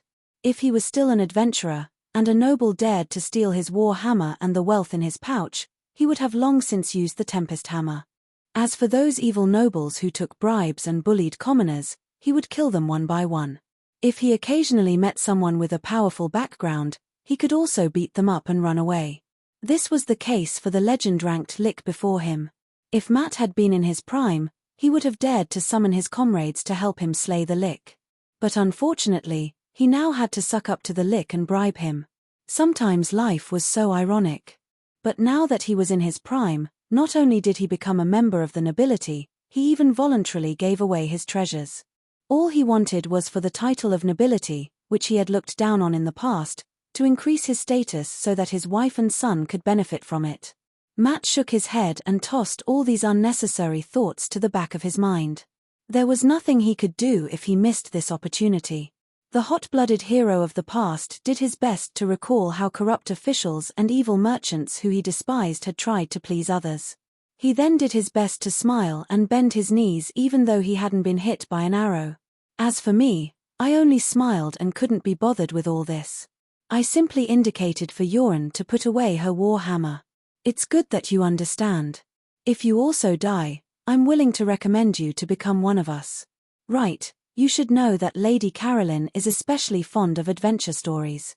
She's especially fond of adventurers' notebooks and hand-drawn maps. These are treasures that she's always been looking for. If you have these, it won't be difficult for her to speak up for you. Adventurers' diaries were records of one's past adventures, as well as a symbol of one's past glory. But since I'd already given away the weapon that was my lifeblood, these mementos of my past glory wouldn't even count for much. Soon, I returned with a cart full of handwritten notes and geographical information. Actually, these information, especially the hand-drawn maps from veteran adventurers, were my true goal. That warhammer of mine was only something I casually smashed down on the ground. Of course, if a real Lich had been here, his first thought upon seeing this warhammer would probably have been to directly kill Matt. Dispersing the members of Carolyn's entourage far too quickly would delay us from revealing ourselves, but it would also cause us to lose a guide. Of course, it wouldn't be much of a problem if we just followed the predetermined path, but it would be far from enough to satisfy my goal. Nobody would be willing to only use the underground tunnels to escape. Being a competent young miss, it would be a miracle if Carolyn had any knowledge of the geography of the country or had a map with her at all times. However, in this era, maps and city coordinates were actually classified military secrets. Even drawing and studying maps required specialized talents, something that was extremely difficult to obtain among the commoners. However, I knew that there was a certain special job class that would try their best to obtain the most comprehensive map possible. In fact, they would even have secret paths and paths that weren't on the official map. They would even mark out the threat level of each location and things to take note of, making it easy to use. Yep, I didn't even need to guess. Of course, they were professional adventurers who didn't have a fixed residence. In terms of mobility, there were probably very few job classes that could compare to them. Not only would they not bring a map, a compass, or any information support, but they wouldn't even bring enough food and water to go on an adventure. That wouldn't be an adventure, it would be suicide. A veteran adventurer's personal adventure journal and map would be far more detailed than any official information source. I wanted to obtain a copy at all costs in order to help me escape if I was hunted down in the future. By the way, since every adventurer's personal adventure journal was vastly different, their adventurer's journal would focus on completely different things. For example, a certain dragon's journal was basically filled with travel notes about wine, food, as well as maps of each location's harvest. It would definitely be a treasure that any drunkard would desire. Due to certain special reasons, my personal travel journal was basically an account that intentionally minimized emotional elements. Although there was a tremendous amount of information, it was boring and tasteless.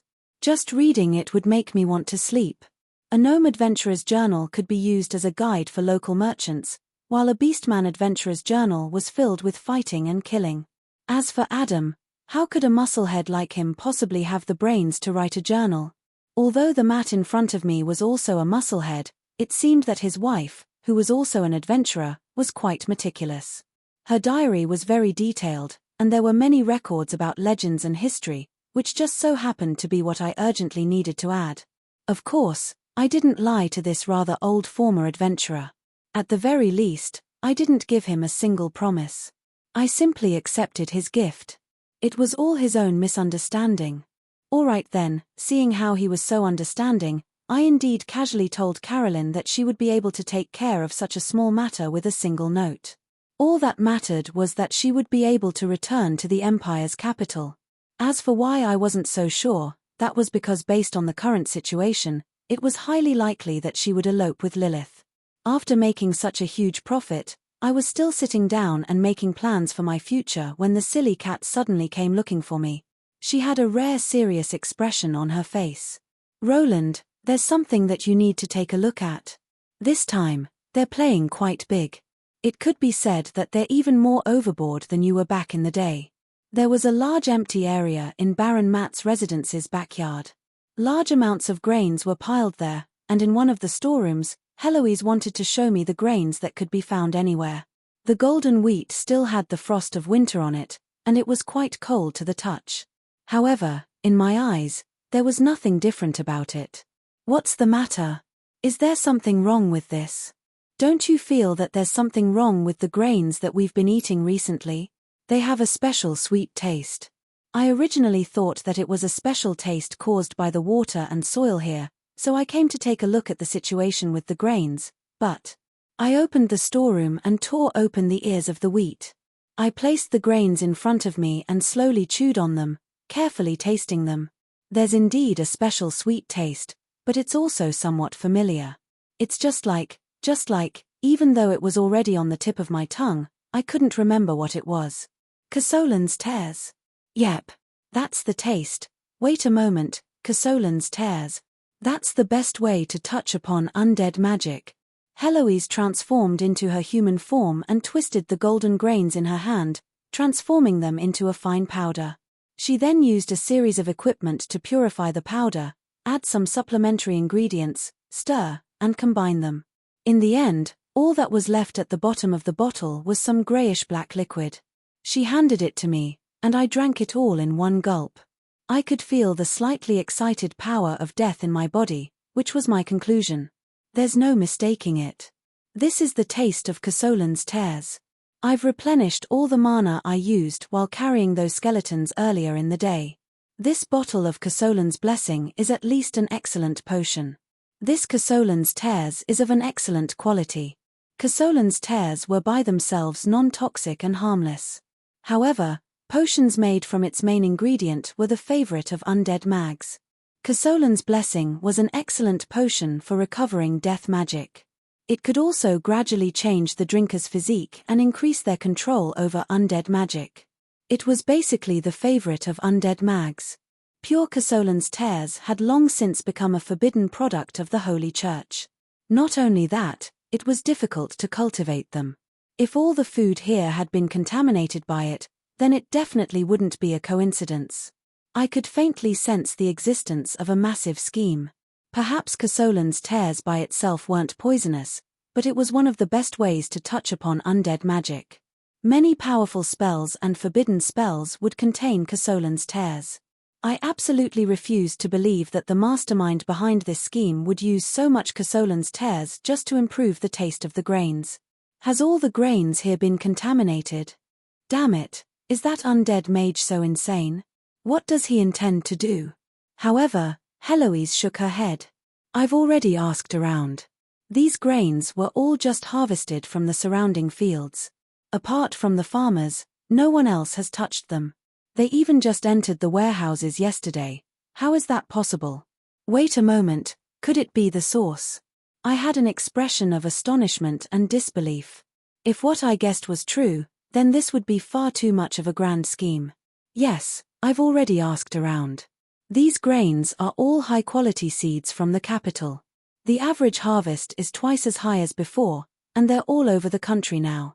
Many people have been eating these grains for more than 10 years already. Eating Casolan's tears for more than 10 years meant that this person's affinity with undead magic had reached an incredible level. Were they intending to mass-produce undead mags? No, there was another possibility. This was a secret technique passed down among high-level undead mags. Heloise had obviously guessed at this possibility as well, but she appeared rather hesitant. After all, such a conclusion would be far too insane.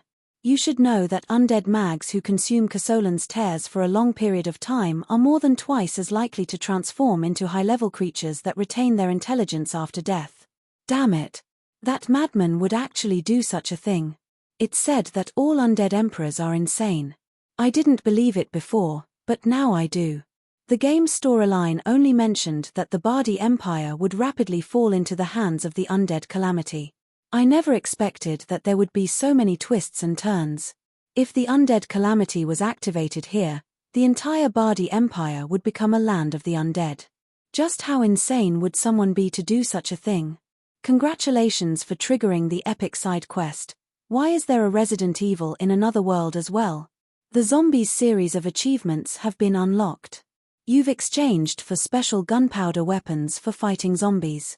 Enjoy the fun of playing Resident Evil in a magical fantasy world. System notification. I'm really impressed. You didn't activate the main quest, but instead activated the hidden side quest. If you don't want this fantasy adventure to become a Resident Evil apocalypse, hurry up and go to the Cloud Tower to accept the main quest. Chapter 274. Looking at the system's golden words, even I had the urge to smash my head against the wall. Epic quest my ass. We're already facing a Resident Evil quest. Isn't the difficulty a little too high? This was supposed to be a fantasy world, so why was there a Resident Evil? What did unlocking firearms mean? Do you really intend to watch me learn how to use a gun and play Doomsday Escape? There was still no response to his continuous complaints. The only thing in front of him was a worsening situation. Being able to increase the amount of Casolan's tears in ordinary grains and allow them to grow naturally would be the equivalent of creating a special species. I was unable to do such a thing, but other undead emperors who controlled entire undead planes might be able to do such a thing. At this point, I could more or less guess what the undead emperors were planning with my system's notification. Casolan's blessing, which had already been refined into a potion, was something that ordinary people couldn't drink. Casolan's blessing was a tonic and mana potion for high-level undead mags. However, the human body's adaptability was astonishing. It would be fine if it was only a small amount, but if it was accumulated over time, it could even change the human body's constitution.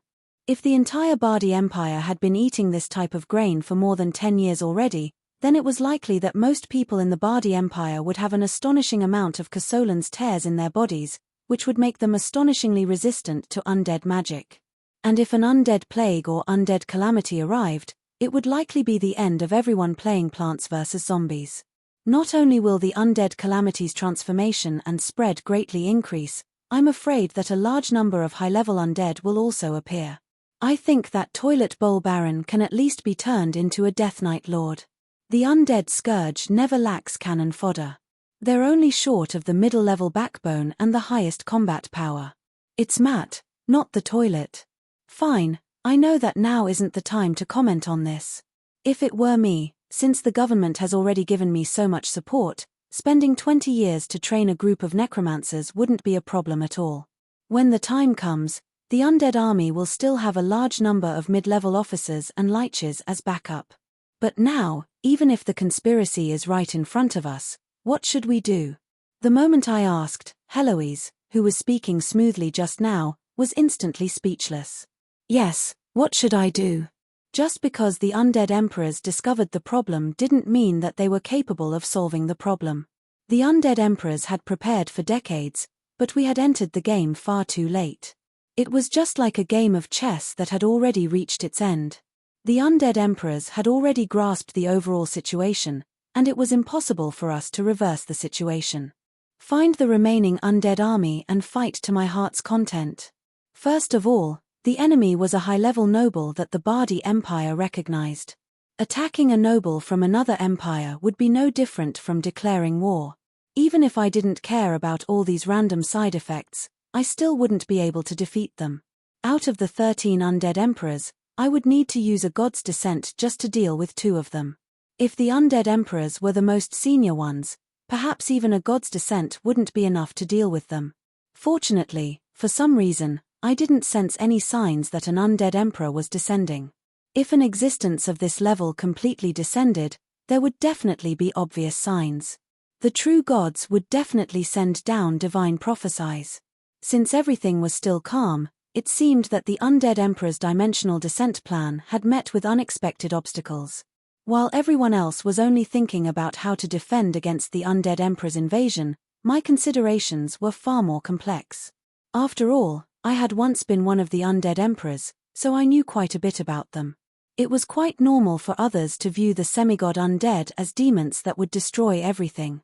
However, I knew that the undead emperors had their own thoughts and goals. They definitely weren't brainless villains who would destroy for the sake of destroying. It's absolutely impossible to transform the mortal plane into a plane of the undead.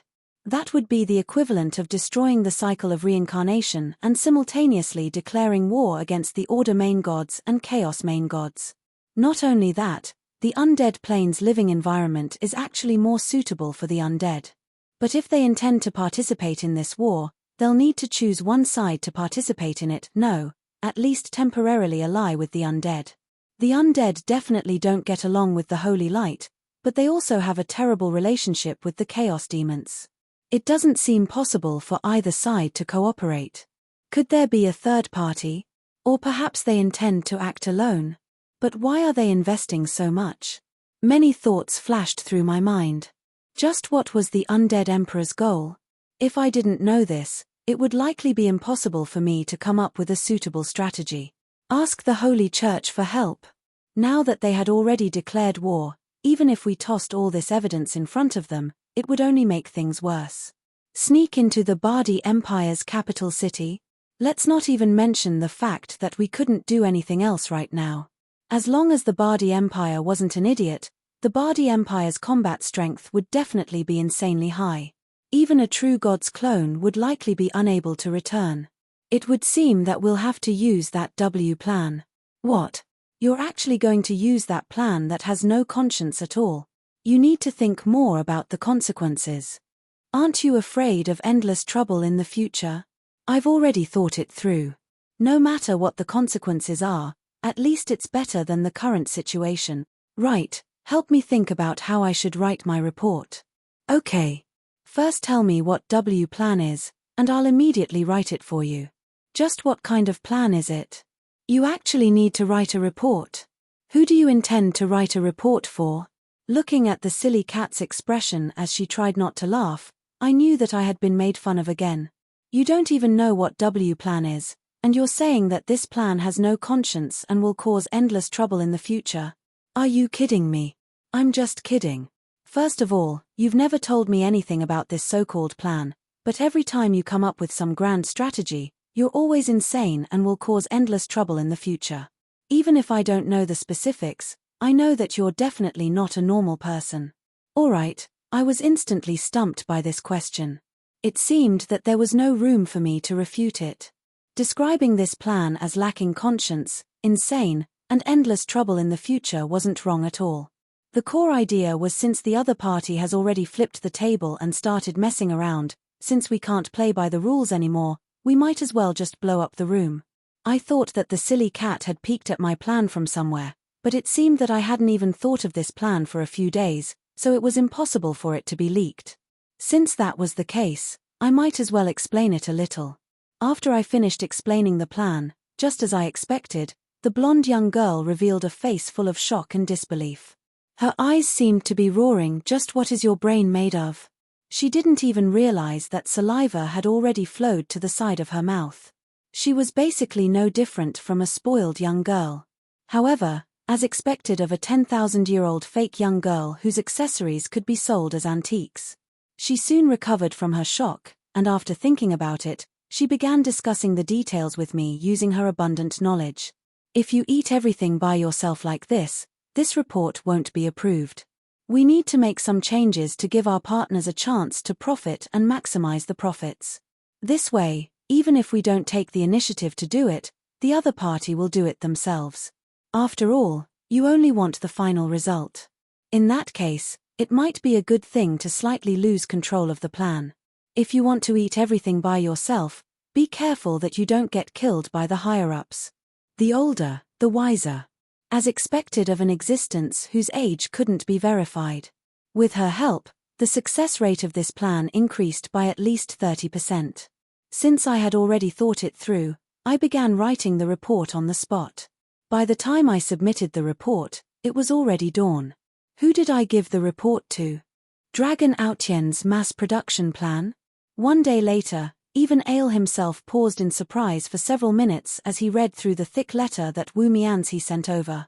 Due to my relationship with Wu Mianzi, as long as I purposefully thought about something, I would be able to transmit my thoughts to Wu Mianzi. Wu Mianzi would then use logic to determine the feasibility and effectiveness of this plan. After discovering that it was indeed beneficial to himself and the law, he would naturally adopt it. And now that this plan was in Ale's hands, it meant that it was impossible for Wu Mianzi alone to handle this W plan, so he needed to find reinforcements. How insane, but it does seem feasible. Elliot, send a letter to Patricia, Catilo, and Benny. Just tell them that our little brother has a good idea. We're going to have some fun. Perhaps they'll even have a chance to become main gods. After hesitating for a moment, Ale stopped his subordinates. Forget it, let's call them over to discuss this. Irene, increase the vigilance level of the Death God's divine kingdom. Make sure to keep this a secret. Otherwise, it'll be fun if the Order faction starts a civil war. Little Roland, you're throwing a huge amount of trouble at me. It would seem that I won't be bored for the time being.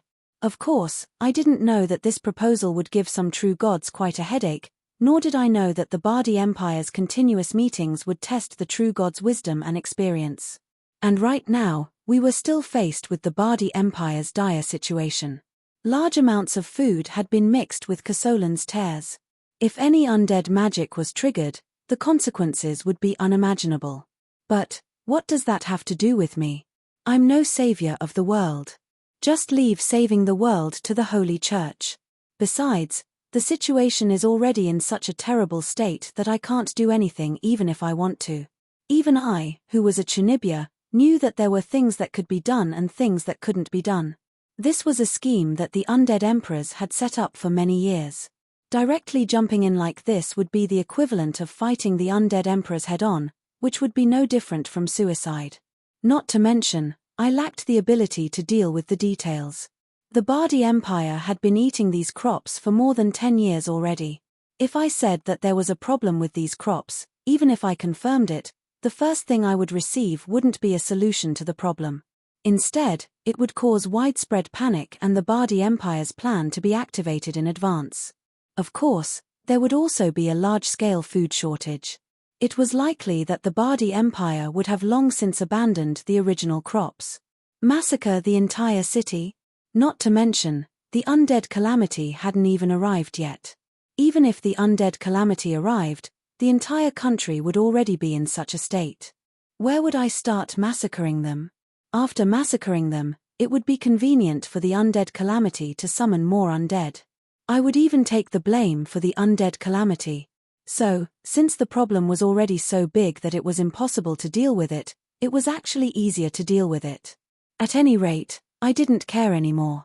I would just do what I needed to do. This huge scheme had already been tossed into the heavens along with my report. Let the undead emperors worry about it. Yep, I had successfully extravagantly shifted the blame to the Bardi Empire. I was definitely not going to do this anymore. If I really had to change anything, I would say that from today onwards, my group would no longer be eating the local crops.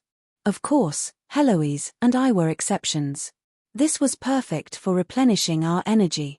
Since I had already discovered all this, I unhesitatingly said goodbye the moment the sky brightened. The situation had already deteriorated to such a degree. The undead had probably already taken control of this country decades ago.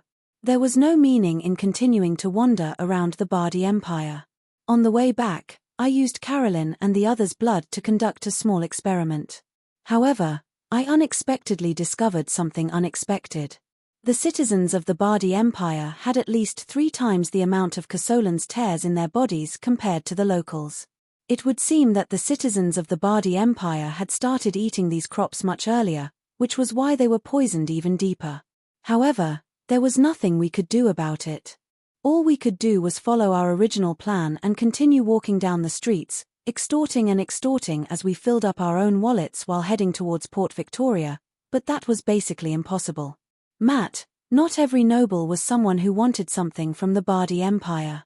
Most local nobles were the local rulers of their region. It was only natural for them to be hostile and on guard against the central government. And the more remote a region was, the more they would maintain their faith in the holy light. It was also only natural for them to be hostile towards the undead. Since we were representing the Bardi Empire, we were quite considerate on the surface.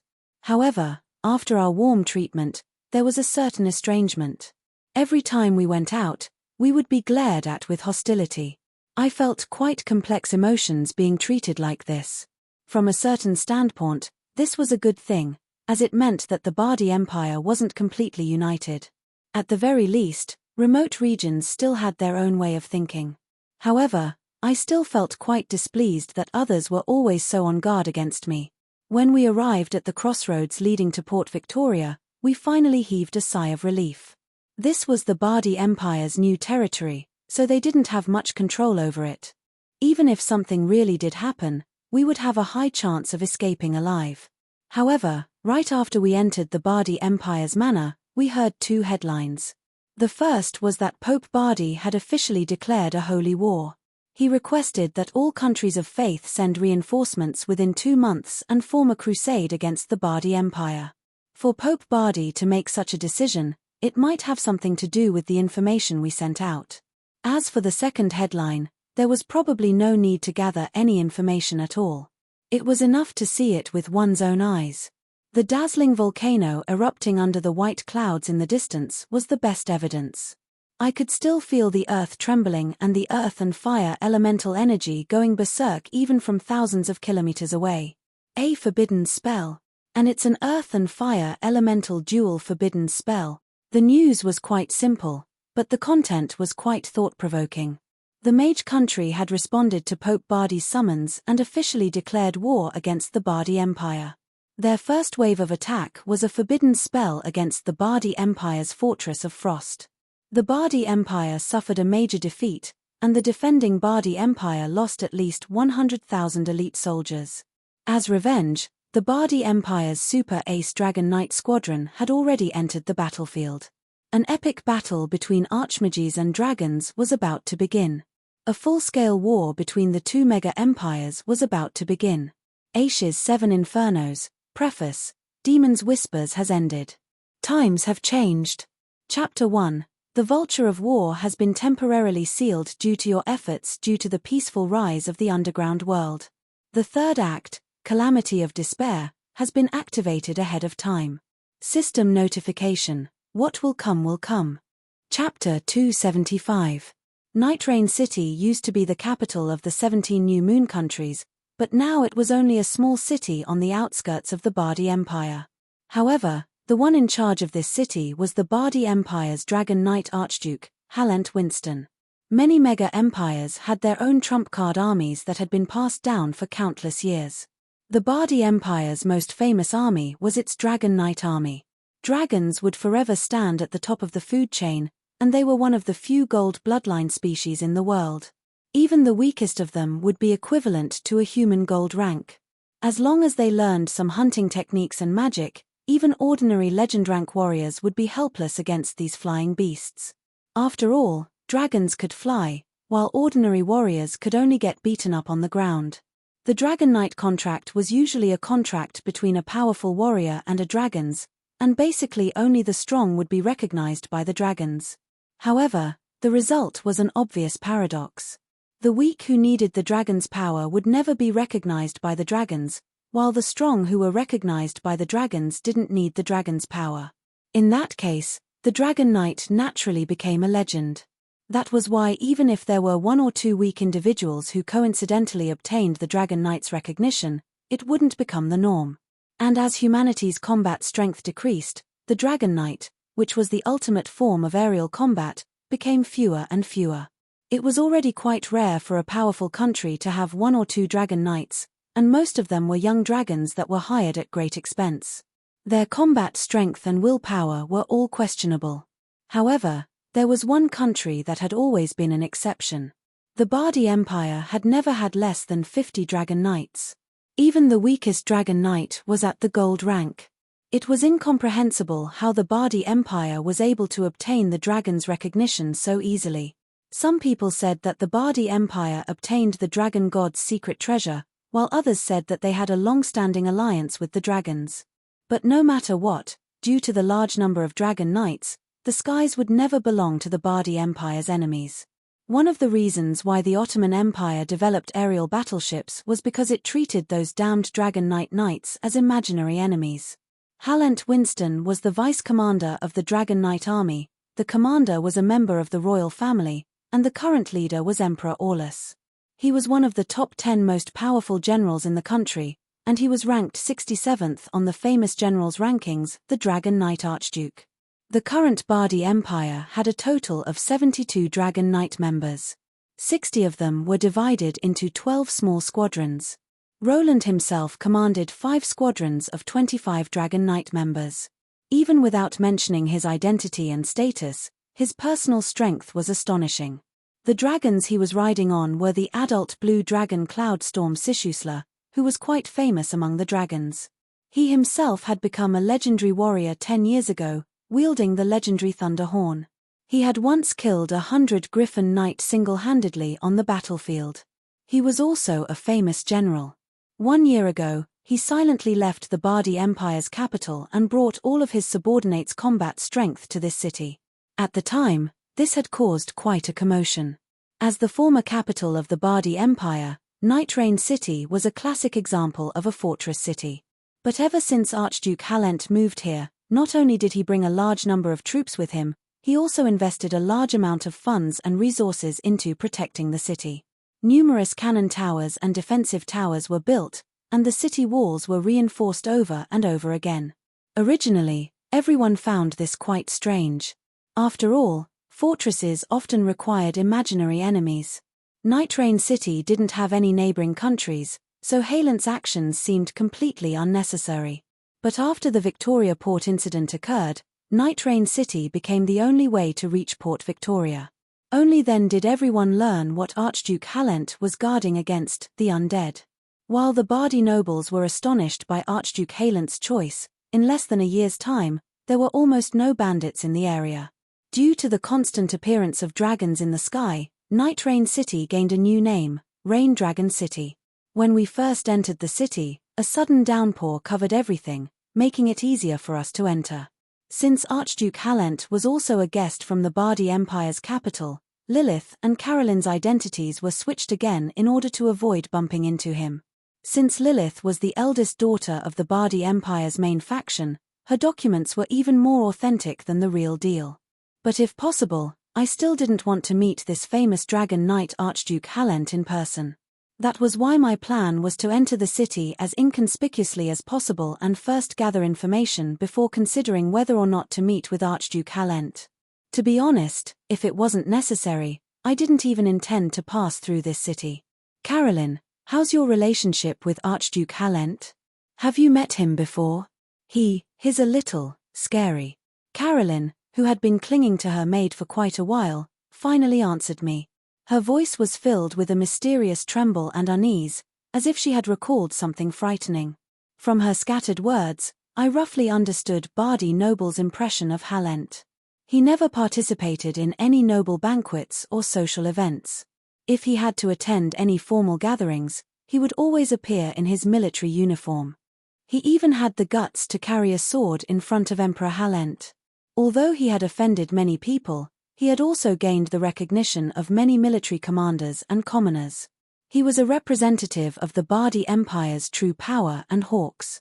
As for why Caroline was so scared, it was because her father, who was also a duke, had once invited Halent, who hadn't inherited the title of archduke yet, to be his swordsmanship teacher to his 2 children. This was doubtlessly a method for nobles to rope in and get close to each other. However, Halent obviously took it seriously and forcefully trained Caroline and her younger brother strictly according to military standards. The 2 siblings, who had been spoiled since childhood, were bullied to the point of death. Even after Caroline's father personally begged for mercy, Halent still persisted in his opinion. "Let them go," Since they're now my subordinates, I can't allow them to continue being unqualified soldiers, even if Emperor Halent begs for mercy. The two of you only have two choices. Complete your training, or die.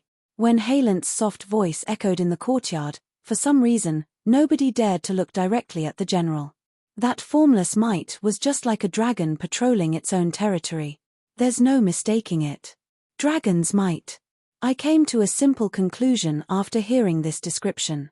Perhaps the Bardi Empire's Dragon Knight was mysterious in the eyes of many, but after so many years, some things had long since been revealed. First of all, the Dragon Knight was basically a family inheritance. Secondly, it was easy to learn from previous battles that most of these knights weren't pure humans. What flowed in their veins was the bloodline of dragons. They were a group of dragon descendants. Unlike the magically created draconians, dragon descendants were naturally much stronger. Most of their ancestors were true dragons, and they would often inherit part of dragons' power and natural talents, making them quite difficult to deal with.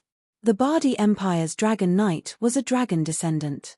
This might be a secret to ordinary people, but in the world of the strong, it wasn't much of a secret. The true secret was how to keep a dragon descendant in a human country, and how to have a dragon descendant become a dragon knight. Indeed, as a dragon descendant was a mixed blood of dragons, it was quite easy for dragons to have a good impression of them. However, having a good impression of them was one thing, and having them work for them was another. Even if they were distant relatives, there was no reason for them to ride on someone else's back. And if a dragon descendant's spouse was an ordinary human, the power of their bloodline would naturally thin out. In just a few generations, they would be no different from ordinary humans. Just what was going on with these dragon descendants that had been passed down for thousands of years? It was truly incomprehensible. To be honest, I was even more unwilling to meet this legend-ranked Duke Halent after hearing all this. After all, the Eye of Truth, one of the necessary natural talents of immemorial dragons, specialized in seeing through all sorts of illusions and disguises. Deception would basically be negligible in front of Little Red, but if we met a dragon descendant who inherited this natural talent, it was likely that all our secrets would be exposed. But right now, I wasn't in the mood to guess at the secrets of these dragons. After all, if anyone was struck by a 500-kilogram greatsword and sunk into the city walls, it would be impossible for them to remain relaxed. 1 minute ago, right after we opened the city gates, a figure that wasn't particularly tall appeared in front of our caravan amidst the heavy rain. Heavy rain pelted down on his waterproof hood. His naturally curly golden hair maintained its unique characteristics in the rain, and his golden vertical eyes gave off an aura that would make any living creature tremble. Archduke Halent. When Carolyn muttered Halent's name, I was still trying to think of a way to deceive him. But the next instant, that huge steel blade that was as tall as a human sliced into my body. I didn't even have the time to react before I was sent flying several dozen meters and embedded into the city wall. I've said it before, filthy undead are not allowed to enter my city. Trespassers, die. Halent spoke in a soft voice, but nobody would doubt his determination to kill me. If he had only attacked the Lich, perhaps there would have been room for negotiation. However, someone was already unable to restrain himself, and his surging killing intent transformed into a physical pressure. You dare to hit father. Dang, who had been slowly following behind the caravan, was originally napping, but now he suddenly became furious. The next instant, the already gigantic abomination instantly increased in size by more than 10 times, becoming a giant of flesh that was even taller than the city walls. This time, even Halent revealed an expression of astonishment. A strong individual's aura wouldn't lie. This giant abomination in front of him was definitely no ordinary creature. The pressure it gave him far surpassed even that of a legend-ranked Lich. Could it be that the undead were plotting something again?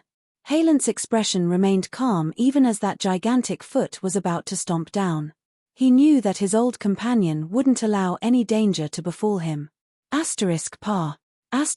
Dang was knocked down by a heavy object before the foot even landed. What suddenly pounced on Dang was a blue dragon that descended from the sky. Thunder and lightning circled around the blue dragon, and the berserk thunder gave off an even more frightening aura. Blue dragons on rainy nights were the favored children of storms and thunder. Right now, this was its strongest home ground. Damn it, where did this monster come from? However, this majestic blue dragon wasn't in a good situation. A piece of flesh had already been cut off from one of its lower limbs. Just one contact with the giant abomination caused it to be at a disadvantage. The giant abomination's skin had teeth that could devour corpses and bones, and a piece of flesh was bitten off the moment it came into contact with the giant abomination. Dang is going to eat you. The furious Dang didn't intend to hold back at all. His distorted body transformed into the scariest nightmare. The gigantic giant abomination transformed into a gigantic dragon spider that could devour dragons. With just one exchange of blows, the adult dragon abomination became tiny in front of Dang and was viciously sent flying. The Dragon Knight Archduke was still as calm as ever. It was just that the horn at his waist was already at his mouth. Since the undead had already torn all pretense of cordiality, the next battle would no longer be a local battle. It would be a battle between the undead and the Dragon Knight. Dang. Back down. Right now, I was burning with anger. I didn't care if you were an undead, a Dragon Knight, or a Dragon Knight. Since you had already slapped me in the face, I would naturally return the favor. My berserk magic transformed into a black mist, while the power of death transformed into pitch-black shadows. These were my servants of death. Being immersed in the darkness, I seemed even more like a boss than a boss. It had been a long time since I had been hit in such a sorry state. The only thing that proved that I still maintained my rationality was that I was still maintaining my Lich form and only intended to use magic to fight. Roland, I sense that something's wrong with the situation. Calm down first. Be more rational. Heloise was warning me, but did I even need this silly cat to remind me? It was obvious that something was wrong with the current situation. We had clearly come in without permission, yet the Dragon Knight had immediately attacked us. It was quite obvious that there was something fishy going on. I'm quite rational. I'll use my rationality to kill him. The end of all things, frigid winter. A huge amount of ice magic gathered on the ancient arm, and the green soulfire turned into a pale white ice flame. It would be impolite not to return the favor. Since you attacked me as a greeting, let me use a tactical spell to return the favor. Is this your rationality? You're probably using your knees to maintain your rationality. Halent watched as the heavy rain in the sky instantly transformed into snowflakes. For the first time in his life, he wondered if he shouldn't have gone out today, or if he had found the wrong person. Chapter 276. Due to the unique geography and climate of the surrounding mountains, it was quite easy for Night Rain City, which was built right next to the mountains, to become a place where dark clouds gathered.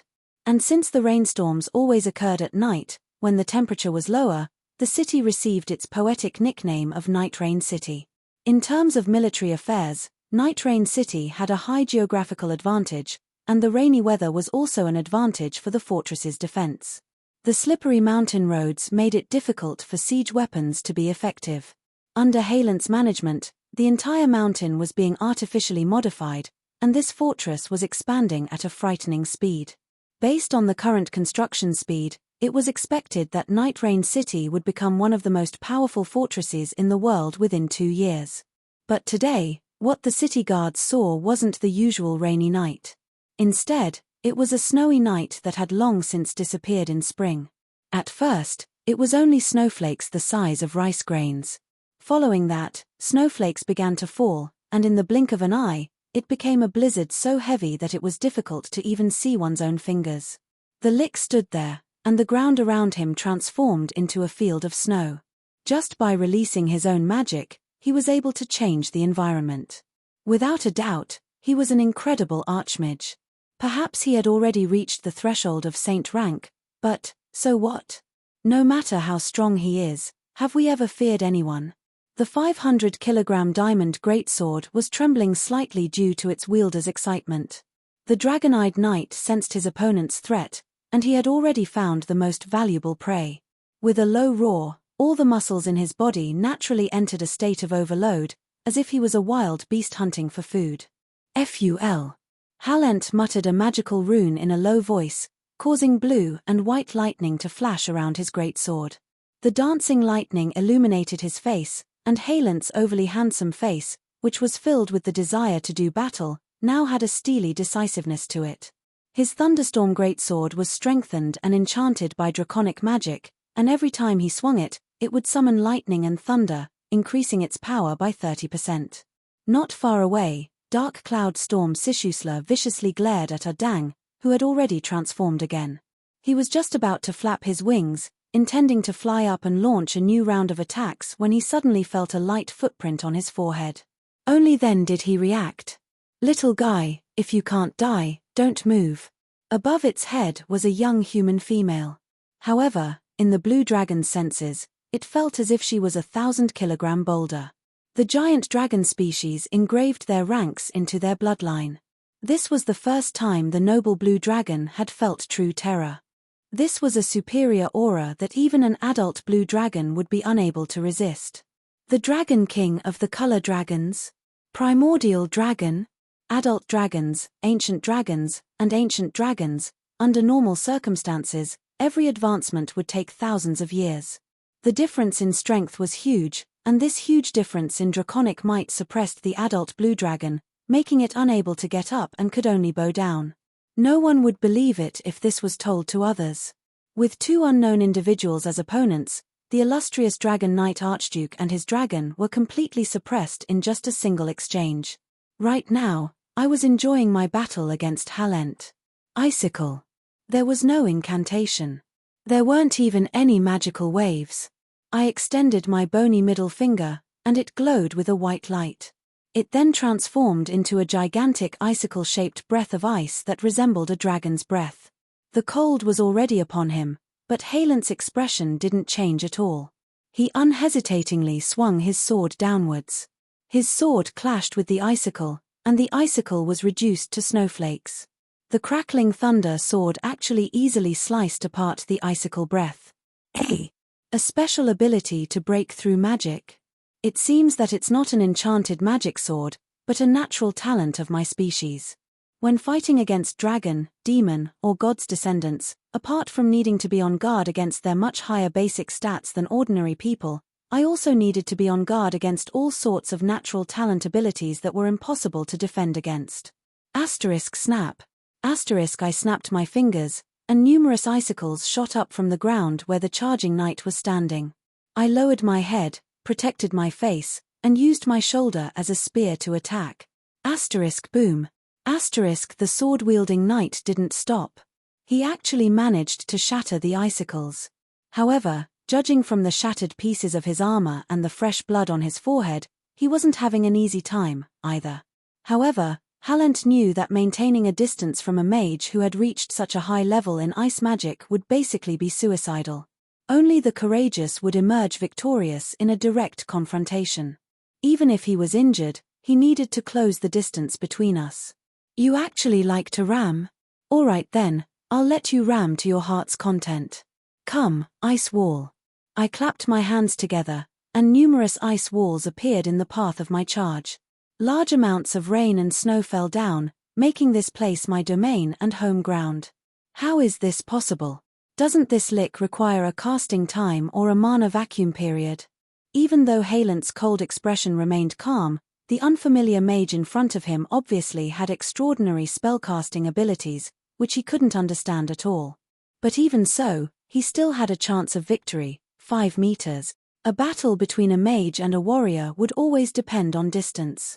Even a mage who was 2 power levels higher than a warrior would die if a warrior managed to close in on them. Ring of Ice. The more I fought, the more skilled I became.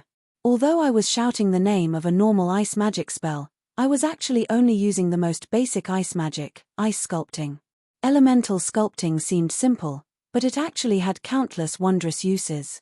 The simplest elemental model would be constructed, and then I would use mana to place the basic particles in place.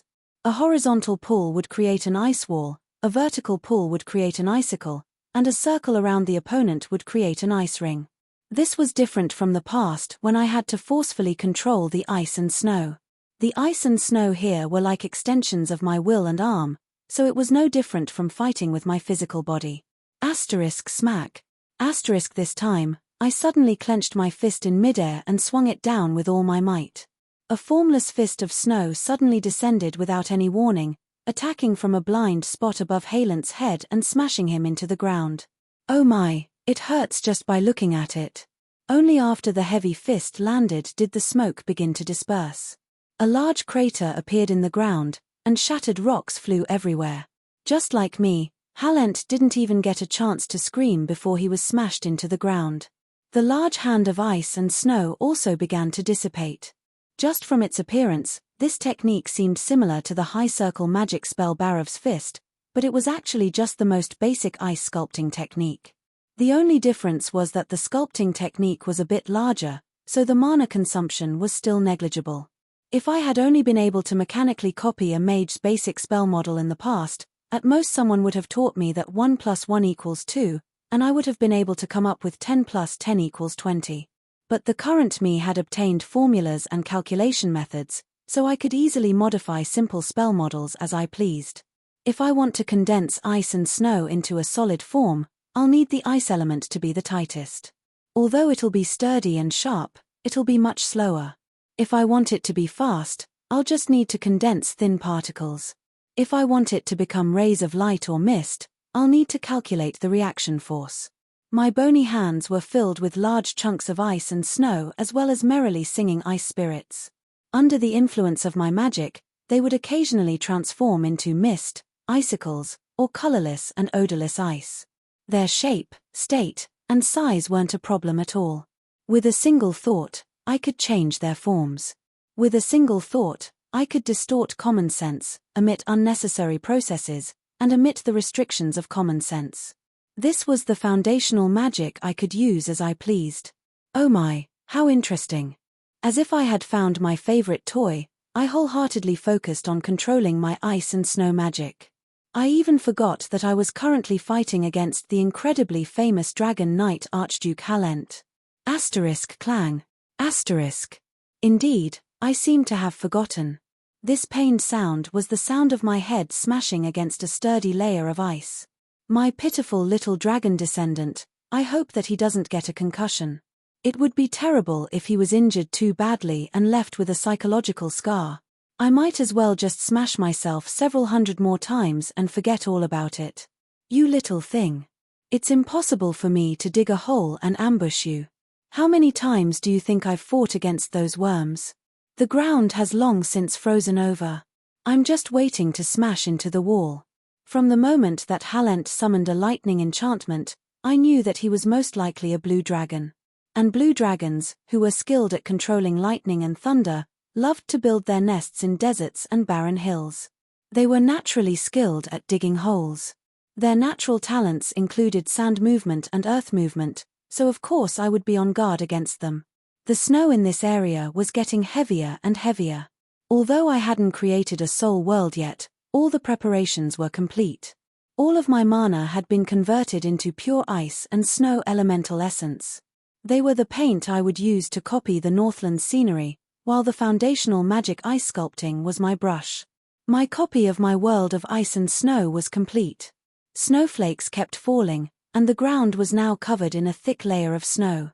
This small piece of land transformed into a snowy mountain, and the magical crystal tree was also faintly visible in the snow. From a distance, it seemed to be nothing more than a beautiful snowy scene. However, just like the freezing Northland's winter, death traps would often be hidden in the clean snowy scenery. If one didn't understand the rules of the snowy mountain and only acted on their instincts, then a greedy traveler wouldn't be able to see the next spring. So this is my soul imprint, the Ice Walker. Oh my, it's just what I like. I apologize that I didn't get to see your true power until today. The snowflakes in the air could transform into lethal ice blades at any moment. The accumulated snow on the ground could suddenly collapse or freeze at any moment. The layer of ice under the accumulated snow was even beginning to silently form ice blades. The reflection of light from the ice and snow created an illusion of endless white snow. One wrong step would either cause me to fall into a bottomless abyss or forever sleep with the ice and snow. The ice element kept falling along with the snow. The ordinary street had transformed into a giant snowy mountain. This seemed like a tremendous amount of mana, but actually, all I needed to do was use my mana to summon ice and snow. Since the snowy scenery had already been created, all that was left was to slowly admire it.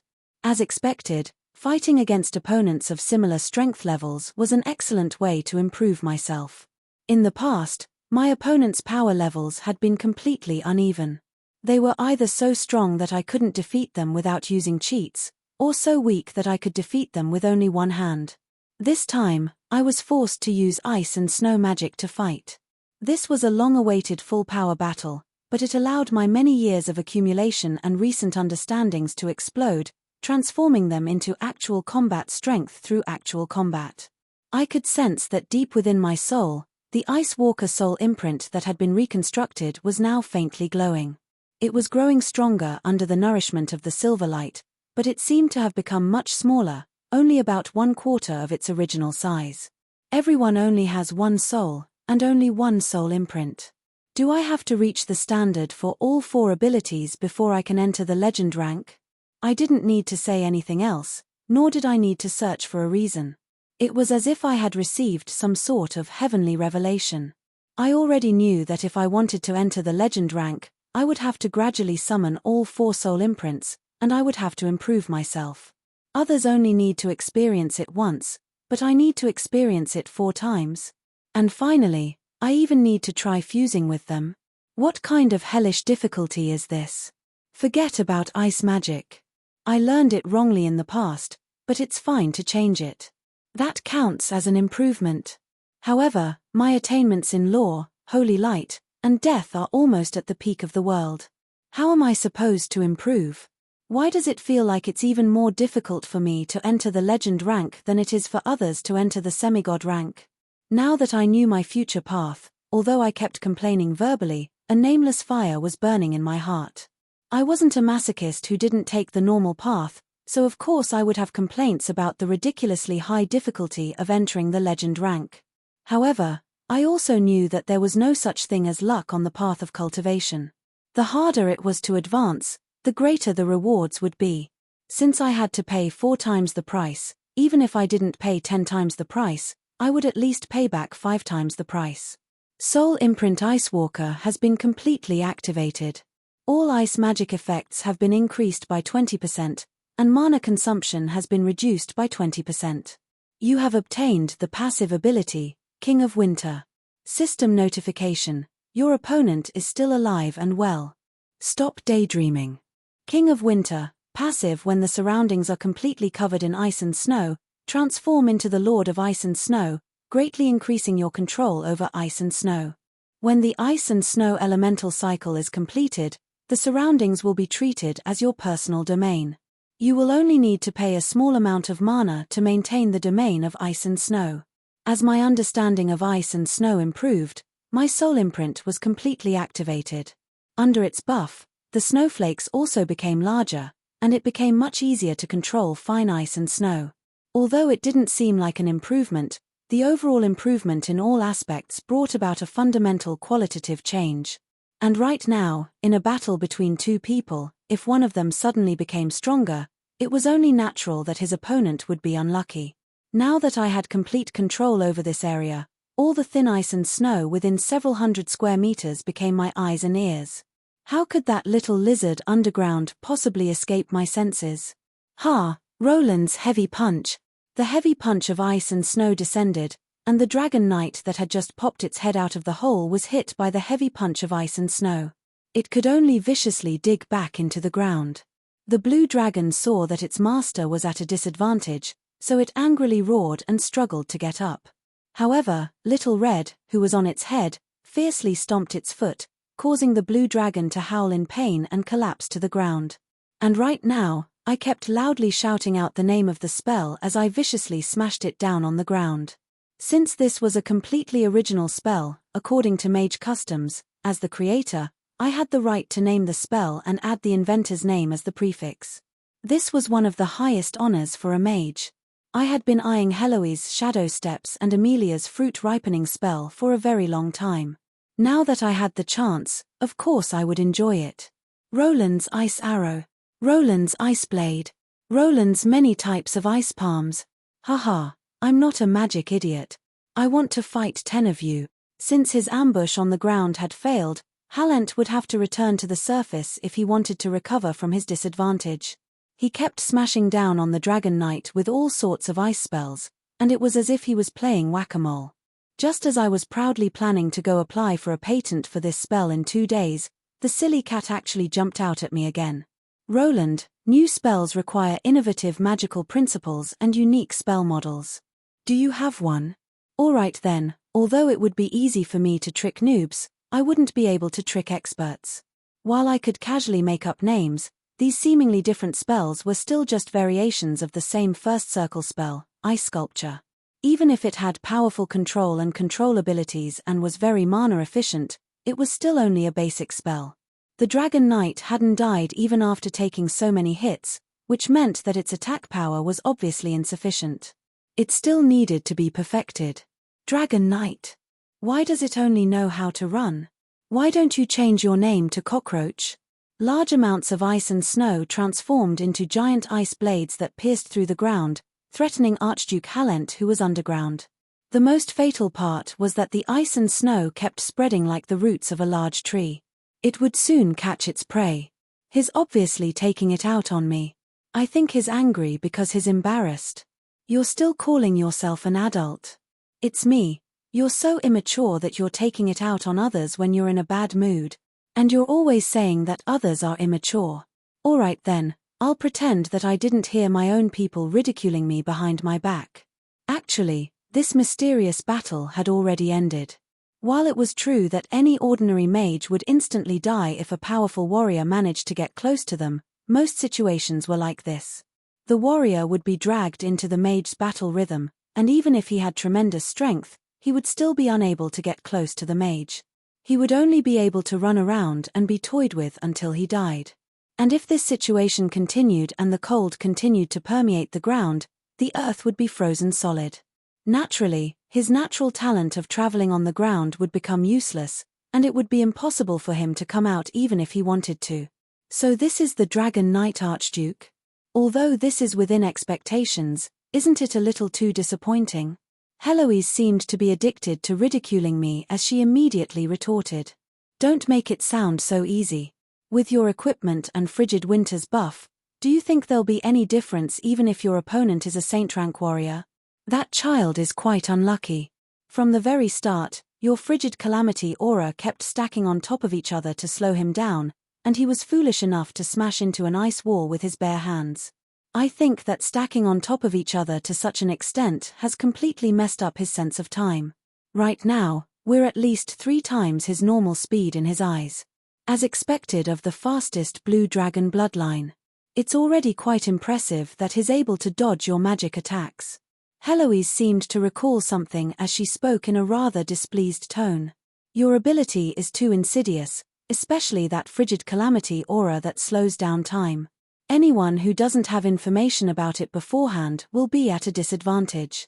Oh, I almost forgot. I didn't expect such an ability to exist. In that case, his normal speed is more than 3 times what he's displaying right now. That's truly dangerous. Although I said that it was dangerous, I actually didn't care about it at all. However, some people were impossible to judge based on common sense. The sudden development proved that Heloise had great foresight. Even though I had increased the speed of the Dragon Knight, I had still underestimated the Dragon Descendant Knight before me. Along with Halent's angry roar was an explosion of thunder. In order to make it easier to attack the enemy underground, when an ice blade pierced into the ground, the frozen ground there would instantly thaw.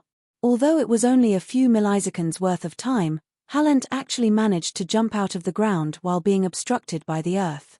Halent's angry roar shattered the descending ice blade, and his vertical pupils glared at me as if they were about to spit fire. The next instant, I understood how he managed to grab that 1,000th of a second to successfully rush out of the ground despite being repeatedly slowed down. Halent suddenly raised his great sword and swung it backwards with great force, crashing into the ground and using the recoil force to throw himself out of the ground. So it's the recoil force. I instantly understood. Halent seemed to have discovered that he was being forcefully slowed, but since he was unable to dispel it, he came up with a stupid idea. Since his movements were being slowed down, Then he would use the recoil force to throw himself out of the ground. This wouldn't slow him down at all. It was truly difficult to do such a thing when time was being sped up by 3 times, as well as to seize the opportunity. First, one would need to have beast-like instincts and the ability to predict movement coordinates. Even without all that, his ability to react in such a desperate situation was nothing to be scoffed at. However, I unhurriedly started chanting an incantation. I had long since prepared a dimensional door at such a far distance, so I increased the distance between us and continued smashing at the mole. AME. The dragon descendant showed off his trump card. He tossed aside his great sword and suddenly spread his wings. Blue lightning surrounded his body as he transformed into a physical cannonball that instantly accelerated. The fastest dragon showed off his natural talent ability. The next instant, his blood-red eyes appeared right in front of me. It's over. It's over. Both dragons said the same thing.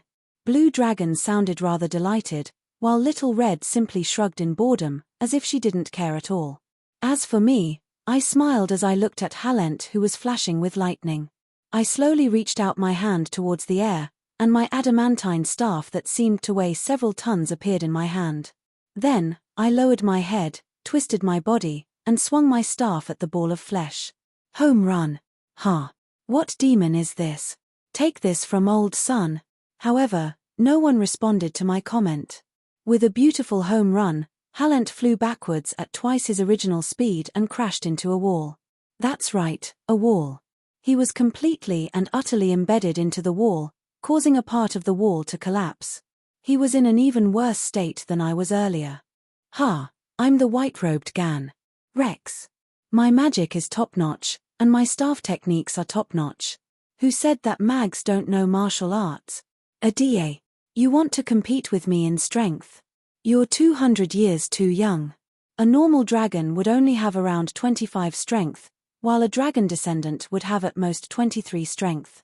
And with the divine power braces that I had obtained from the earth elemental god, my brute strength had already surpassed the 30 mark.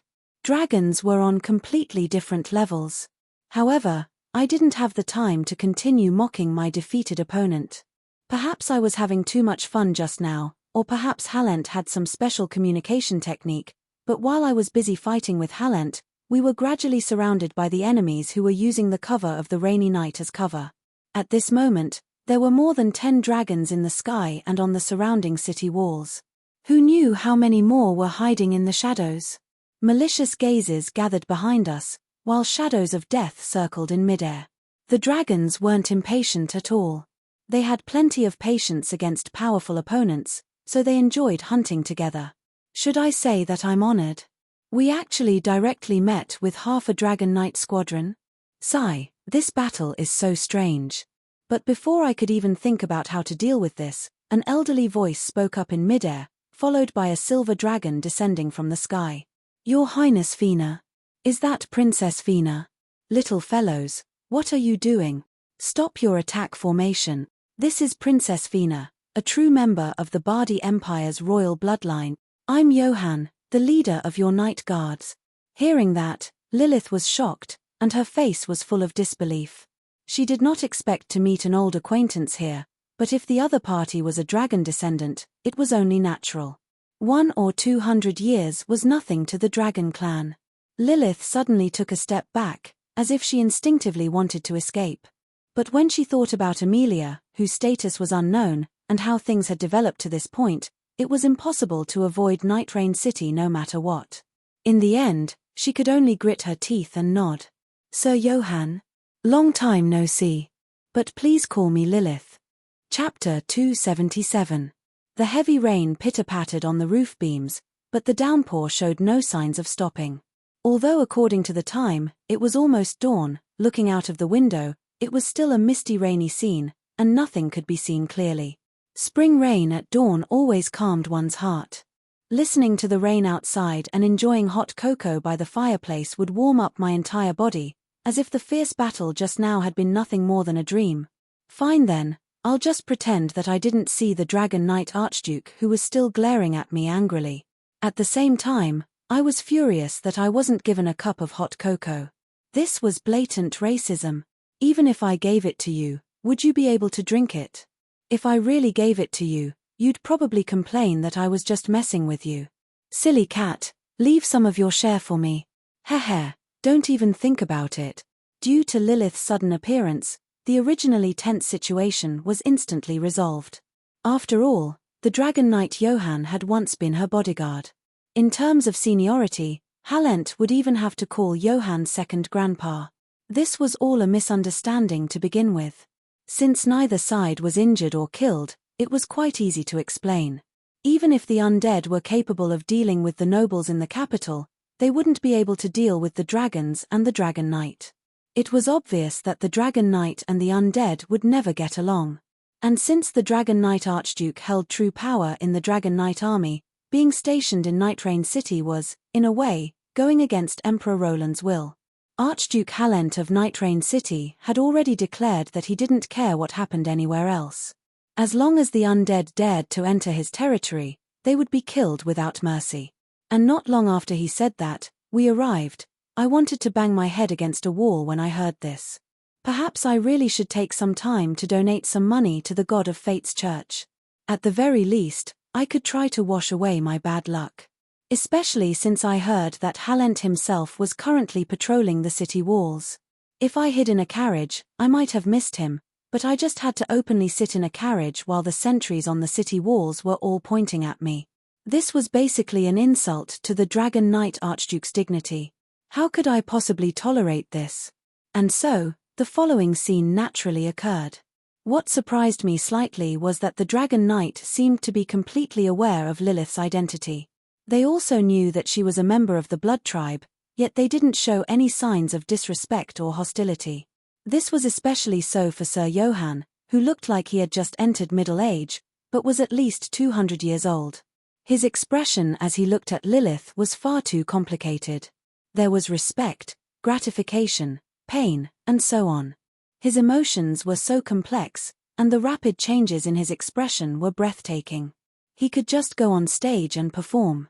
After all, we were all involved back then.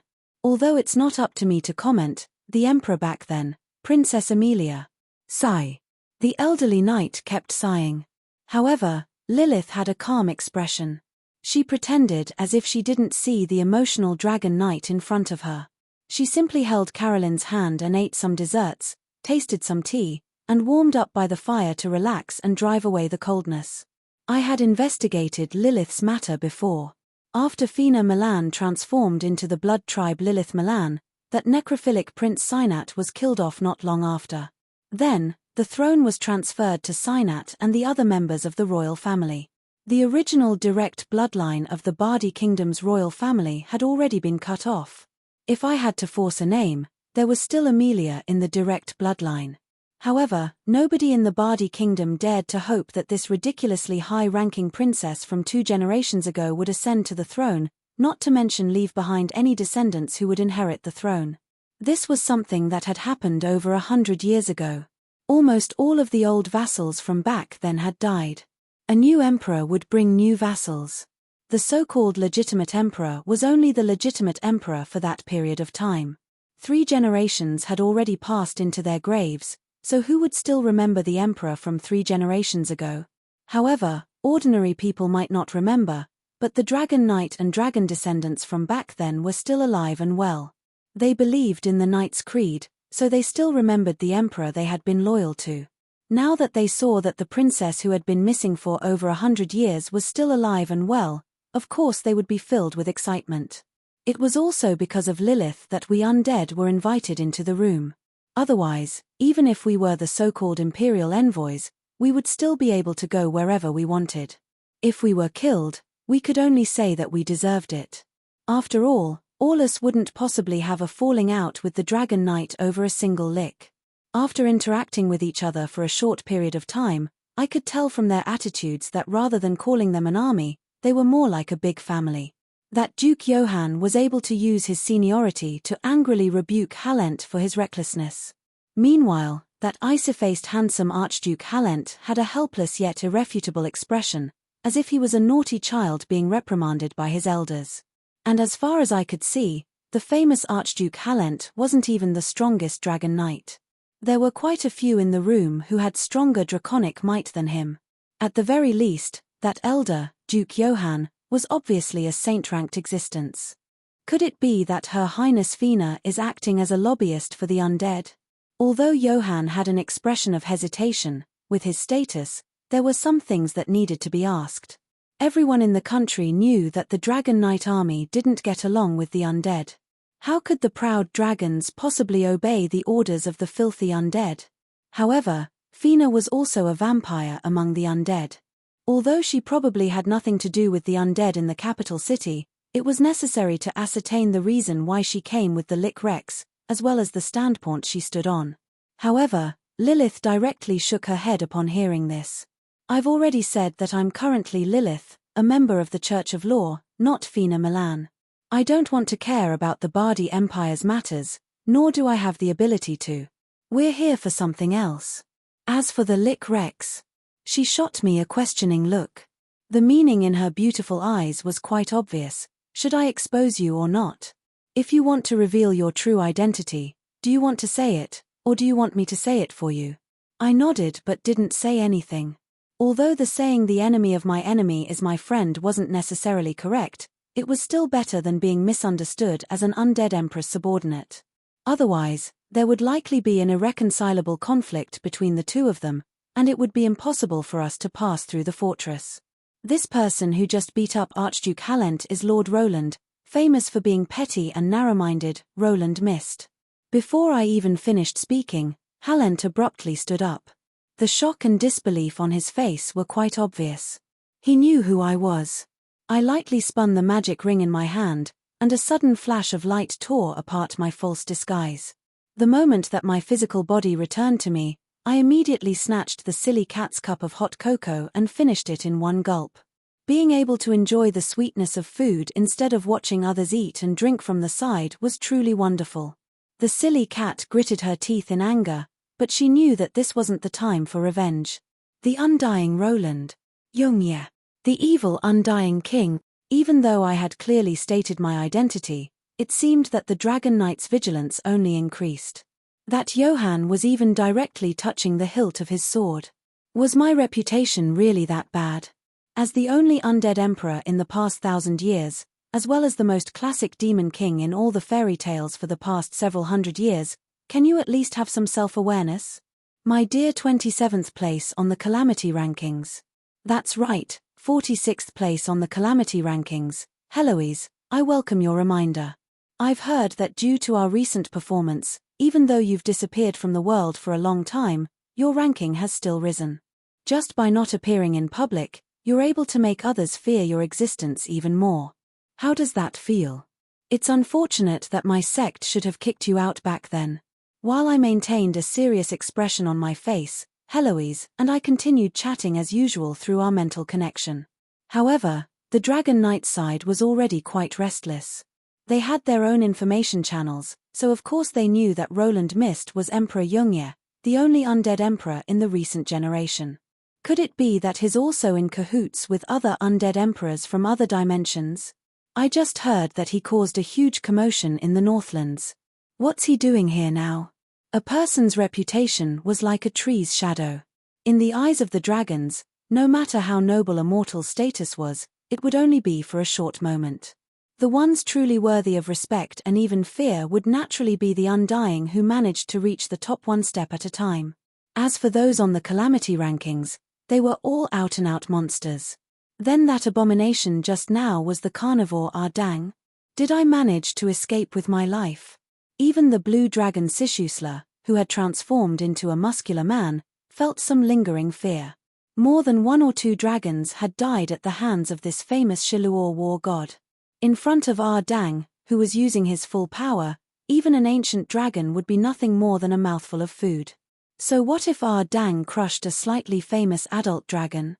By the way, one of Ardang's forms was also on the calamity rankings. It was just that not many people knew about it. Actually, if it wasn't for me stopping him, Ardang's dragon form would have long since trampled Sishusla to death. Originally, the Dragon Knight's dragon form had believed that they had the overall advantage, which was why they had so calmly invited an uninvited guest to their fortress for a discussion. However, just looking at the former undead emperor before them, their so-called chances of victory had never existed. It would seem that our Dang had let off the seemingly superior dragon squadron. Lilith continued her introduction as if she didn't notice the suddenly tense situation at all. Yep, he's also Aunt Amelia's good friend and junior. This time, we've come to help Aunt Amelia. Relax, this time, we're probably on the same side. At the very least, I don't have any good impressions of uninvited guests. Lady Amelia? The one who asked this question with a nervous tone was a rather tall female dragon knight. She had blonde hair and blue eyes, and the silver scales on her forehead were quite obvious. She also had 2 curved dragon horns on her forehead. No wonder she would wear a full helmet when she was outside. I recalled that she was a dragon knight from 2 generations ago. Her name was Lucia. Judging from how nervous she was probably related to Amelia. Yes, Aunt Amelia and I were both at Port Victoria. My body was immune to the dimensional descent, but Aunt Amelia stayed there. How is that possible? How could that lady? The female dragon knight Lucia had an expression of astonishment, as if she couldn't believe that Amelia had met with misfortune. Scourges usually live longer. I can guarantee that Amelia is fine. It's just that she probably met with some trouble, which is why we're here. Can you let us pass? I took over the conversation. My patience and time were both limited, and I was already quite close to my goal. If the situation allowed for it, I would have set off long ago. I originally thought that since I said so much, it would be quite easy for her to let us pass, but the result was that she kept looking at me with awkward expressions. It seemed that there was a problem. After passing Night Rain City, we would be able to reach Port Victoria in another 14 to 15 days. However, the road that used to be easy to walk on had now become a black land that seemed to be poisonous. The slightly corrosive smell was nauseating. The formerly prosperous commercial port had now become a wasteland. Dense dark clouds constantly covered the sky, and even the ominous crows had fallen to the ground. This place had now become a forbidden zone for the living. A group of wild wolves were being chased by a gigantic semi-dragon. In their panic, they entered this forbidden zone. Not long after they entered this black land, they slowed down and finally collapsed.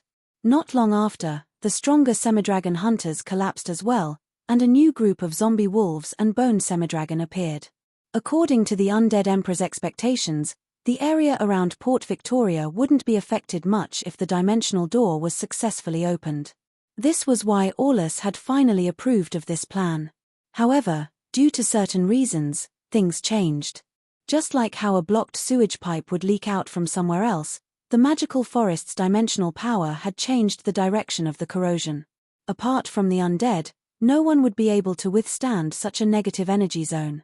Although the undead would actually receive buffs in such a zone, even the undead were quite anxious. After all, the Dragon Knights had already issued an ultimatum. The moment this negative energy swamp entered human territory, which meant that Night Rain City's territory would be the time for war between the undead and the undead. The area in between the swamp of negative energy had become a buffer zone between the undead and the undead. Every day, dragons and gargoyles would patrol the sky. Of course, every time the dragons and gargoyles encountered each other, several gargoyles would appear on the ground. Not a single merchant group would choose to enter such a sensitive area in such a situation. As long as we left Night Rain City, it was likely that the undead would notice. After learning about the situation ahead of us, it would be almost impossible for us to quickly pass through if we didn't want to startle the undead. We could only slow down and gather as much information as we could. If possible, I would contact Amelia. I wasn't lying. I truly didn't believe that anything would happen to Amelia. But right after we finished our business here, Little Red mysteriously came looking for me. Judging from how she was trying to stifle her laughter, it seemed that she had discovered something interesting and wanted to share it with me.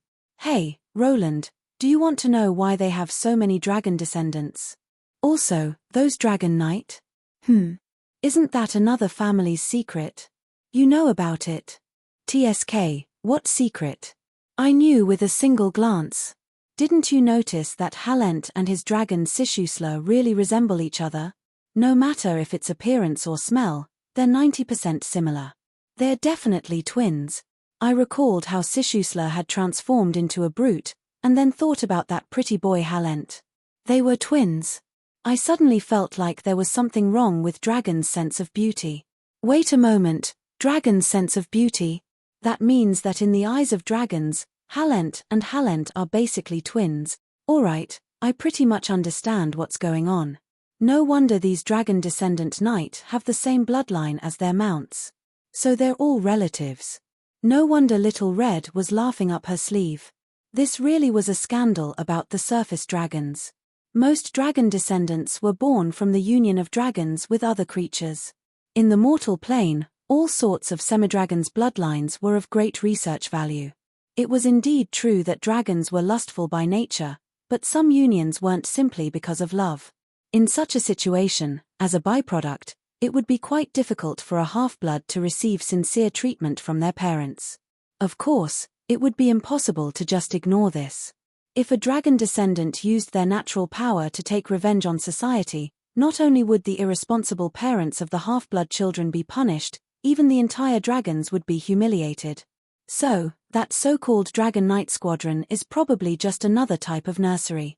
If a dragon descendant with a sufficiently high bloodline obtained the assistance of their bloodline source, parents, and paid a certain price, they would be able to transform into a true dragon through a bloodline ritual. However, the prerequisite was that the dragon descendant would have to be sufficiently powerful. It was likely that they would have to be at least gold rank, and they would need to grow to a certain age. A dragon descendant's growth would take a long time. A relatively safe environment would be necessary. It would also be easier to obtain experience and wisdom in the complex human society. No wonder there were so many young dragon descendants in the Dragon Knight Squadron. It would seem that parents who didn't want to take care of their children would toss their children into the Knight Squadron. Young dragon descendants with long lives would receive the Knight's influence and brainwash from a young age, so they wouldn't do anything foolish. As for the dragon mounts, they were likely siblings sent here to accompany them through their long childhood. Spending several dozen years playing with their younger siblings was nothing to a dragon. My guess was that if a dragon didn't have any siblings, some unlucky dragon descendant would be sent here to be their guardian for a period of time in order to test their temperament. And since they were all siblings, it was only natural for them to ride on their backs. Haha, no wonder they're all rookies. So they're all unlucky ones who have children. Hey, what are you looking at? Oh, it's a letter from an old dragon. I heard that it was left for me by someone I know. Evelyn? What a strange name. Little Red, have you heard of it before? Chapter 278. I casually tore open the sealed letter, only to discover that it was actually the highest level contract seal. There was also a magic seal engraved in beeswax on the grey envelope. If someone other than the recipient opened the letter would either be destroyed or explode. Evelyn? I've never heard of her. Yep, you never told us about her either. Although Little Red kept shaking her head, her eyes were smiling. Although dragons usually disdained lying, based on my understanding of her, her expression meant that she was waiting to watch a good show. There was no point in asking. And so, I unhesitatingly tore open the envelope slightly and placed it on a nearby table. Then, I stood near the door and used my hand of ice to open the envelope from afar. I was so smart. If only the bomb disposal experts in my world had my hands, they wouldn't have been killed in the explosion. Fart. Ha ha ha ha. I completely ignored the female dragon who was laughing so hard behind me. I didn't know why, but when I saw Evelyn's name, which sounded more like an elven name, I felt my scalp go numb. It was as if my instincts were telling me that Evelyn was trouble, and that I should be more cautious. In order to avoid being tricked, I carefully hid behind the door. Meanwhile, the ice arm in the room disappeared the moment the envelope was opened, and then, are you kidding me? Nothing happened at all. There was no sudden flash of white light, no sudden screams of a banshee, no explosions, and not even some floating green or white powder. At the very least, there should be a death curse. This was a threatening letter that didn't even have a single trap installed. This was so unprofessional. Ha ha ha. I'm dying of laughter. What are you doing? Using your face to look in the bushes? Using your feet to step on traps? Alright then, Let's continue ignoring the female dragon who was rolling on the ground laughing behind me. I picked up the letter and saw that it only had a few simple sentences. Ancient Elven language? Someone actually uses this language in this generation? Let me think, how should I pronounce it? The letter was written in twisted tadpole language. It would be normal if it was written in the dragon language or human language, but what was the meaning of using a language that only existed in the ancient Elven Empire? Was this Evelyn an archaeologist? The handwriting on the letter was beautiful and elegant. It was obvious that it was written by a female. However, the content was so confusing that I couldn't understand it. You dare to return? She read this sentence in a low voice. The grammar was correct, but why didn't I understand it? Was she complaining? As soon as he said that, the letter suddenly lit up, and then, damn it, it's actually a definite verb. Boom. Sure enough, the letter exploded. The explosion wasn't strong, but it released a strange smoke. When the smoke dissipated, I was covered in a layer of blue paint. Cough, cough, you actually purposely used a tongue-twisting ancient Elven language to lure me into reading out the key words. How wicked. Cough, cough, cough. He didn't know what was used to create this trap. Even the dust it coughed out was blue in color. Fortunately, he could sense that this trap wasn't poisonous. Ha ha ha. As expected. The female dragon at the back was already rolling on the ground in laughter. She seemed to have expected this. What followed was a sudden flash of light in the sky outside the room. It was as if when the letter was opened, something mysteriously left. The designer of the mechanism already knew that the letter had been activated. At the same time I turned into a smurf, a small pendant fell to the ground. The heart-shaped sapphire on it was giving off a cold radiance, just like moonlight. Seeing this, I knew that this was only the beginning. Trouble was probably waiting for me in the future. With such a powerful trap, it's impossible to believe that it wasn't someone I knew. Even though I still couldn't remember who it was, I became even more worried. Such a trap was obviously targeted at me. It was obvious that it was someone I was familiar with, but I couldn't remember anything at all. Not having any impression at all was fine. After so many reincarnations, I had already forgotten many different things. However, it was quite abnormal that my library of diaries didn't have any records at all. No matter how I thought about it, there were only two possibilities. Either I hadn't started writing in my diary yet, which was basically negligible. Or, those past events were memories that I wanted to forget, which was why I intentionally didn't write them down in hopes that I would completely forget them in a certain reincarnation. Well, if I can't remember, then I won't think about it. Since it's something that I decided to forget, it's obviously better not to remember. I was able to quickly forget about this little episode, but Little Red, who was intending to watch me make a scene, was displeased. You're living quite freely, aren't you? You won't think about it if you can't remember.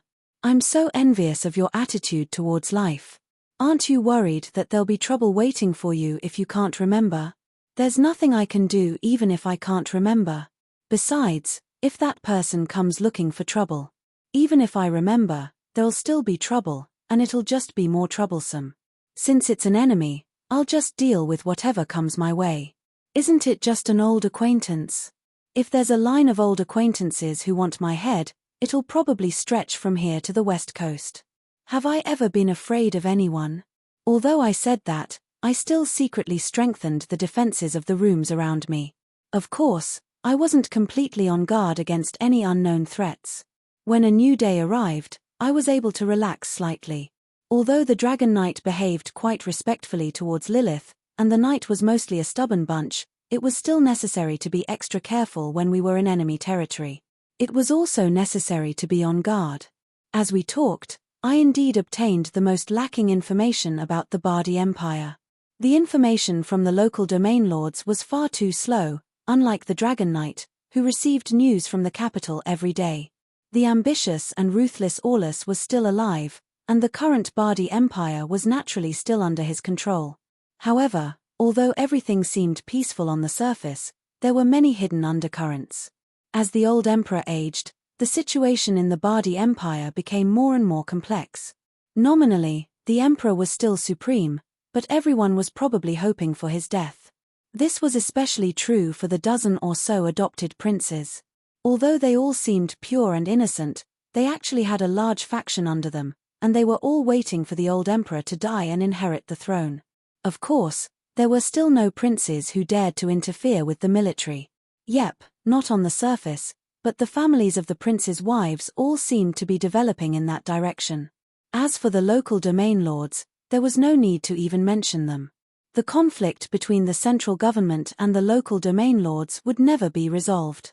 The rule that all the domain lords' eldest sons would have to grow up in the capital was indeed an extremely effective method of hostage control, but it also deepened the tension between the two. This rule had already been in effect for 20 years. The first batch of domain lords' eldest sons had already grown up, but very few of them returned to their territories to inherit the position of domain lord.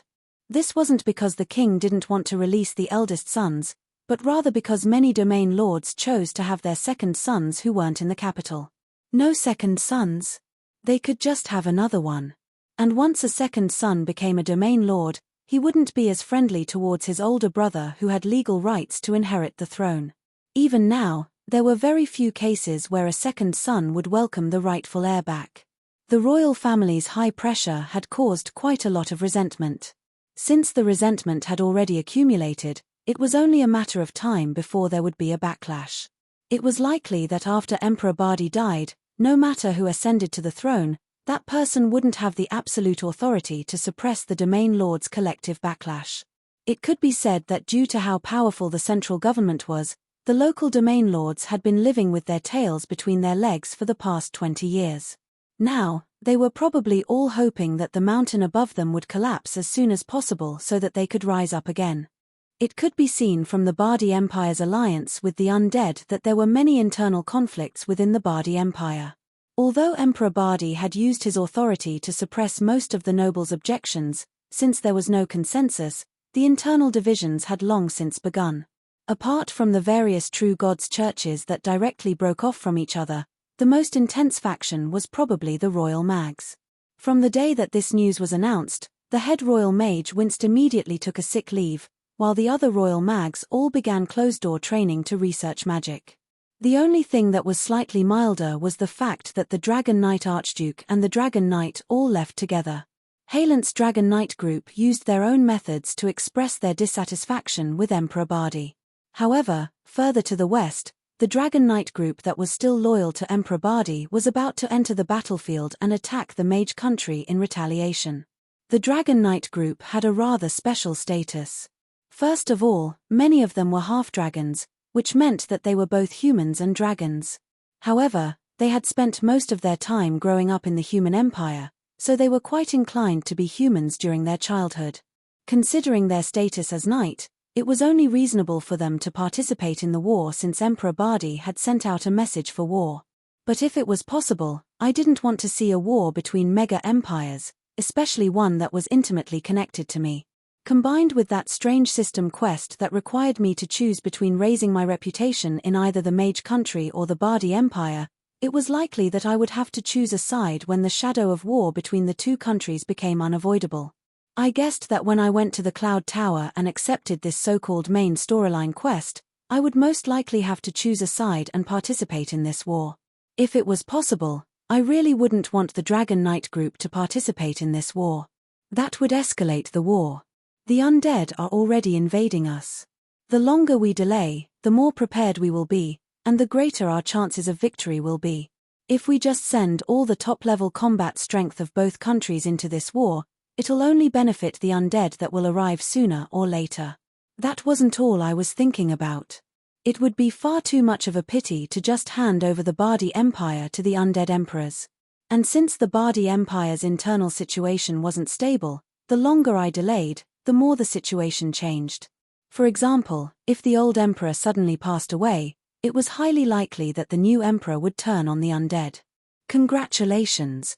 You have triggered a side quest. Stop the Dragon Knight group from participating in this meaningless war. Quest requirement: do your best to delay the Dragon Knight group's participation in this war. If you delay this for more than 3 months, this quest will be considered complete. Quest reward: Lead to the former Dragon Queen Molly. Punishment for failure, Little Red's fury. System notification, you can continue doing side quests without doing anything. You want points? No way. It would seem that as long as the main storyline was involved in the war between the two countries, it would be possible to trigger these side quests. Although I didn't have any points, according to convention, in order to do a good job with the main storyline, I couldn't leave out even a single one of these small details. Accumulating small victories for a major victory was the most reliable method. Something worth mentioning was that although I received quite a few looks of disdain when I warned the various countries that the undead were about to invade, when the undead really arrived, although the various countries still pretended to be deaf and mute on the surface, we received quite a few private contacts in hopes of obtaining relevant information and assistance. Of course, I was being serious here. I pointed out all the locations where the undead would invade in history. As for whether or not there would be any changes in the future, that was none of my business. In history, the Bardi Empire was the largest location where the undead would invade. After the undead began their full-scale invasion, the mega empire Bardi was suddenly destroyed in just 3 short months. This was doubtlessly inconceivable. But when I organized all the information I had gathered, there were plenty of internal and external problems. I suddenly felt that it would already be amazing if the Bardi Empire could survive for 3 months. History didn't have any detailed records of what happened to the Dragon Knight group. However, it did record that a large number of bone dragons appeared after the Bardi Empire was invaded. Based on the current situation, even if the Dragon Knight group didn't die on the mage country's battlefield, they wouldn't be able to survive the subsequent undead invasion. It was completely predictable that all of them would die. But right now, trying to stop the Dragon Knight group was easier said than done. We were foreigners, after all, and we even faintly seemed to be enemies with the Bardi Empire. Even if Lilith tried to stop us, it was unknown how effective that would be. And as a knight group, as long as Emperor Aulus gave the order to attack the Bardi Empire, Halent and the others would have no reason to refuse unless they wanted to betray the Bardi Empire. Especially since they're currently fighting for revenge, it's even more impossible to stop them, unless we can prove that Emperor Aulus has gone insane, or that he's committed some serious crime against the knight group. But when I thought about this, I chuckled. Hadn't there already been evidence of such a crime? Kasola's tears. What excellent evidence. It seemed that it was time to go talk to Halent.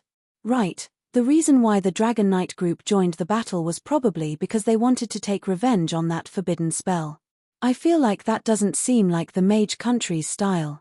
Let's investigate it first. Chapter 279.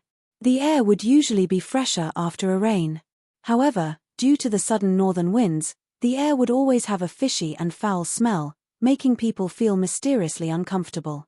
The spring rain was unable to wash away the aura of death in the air.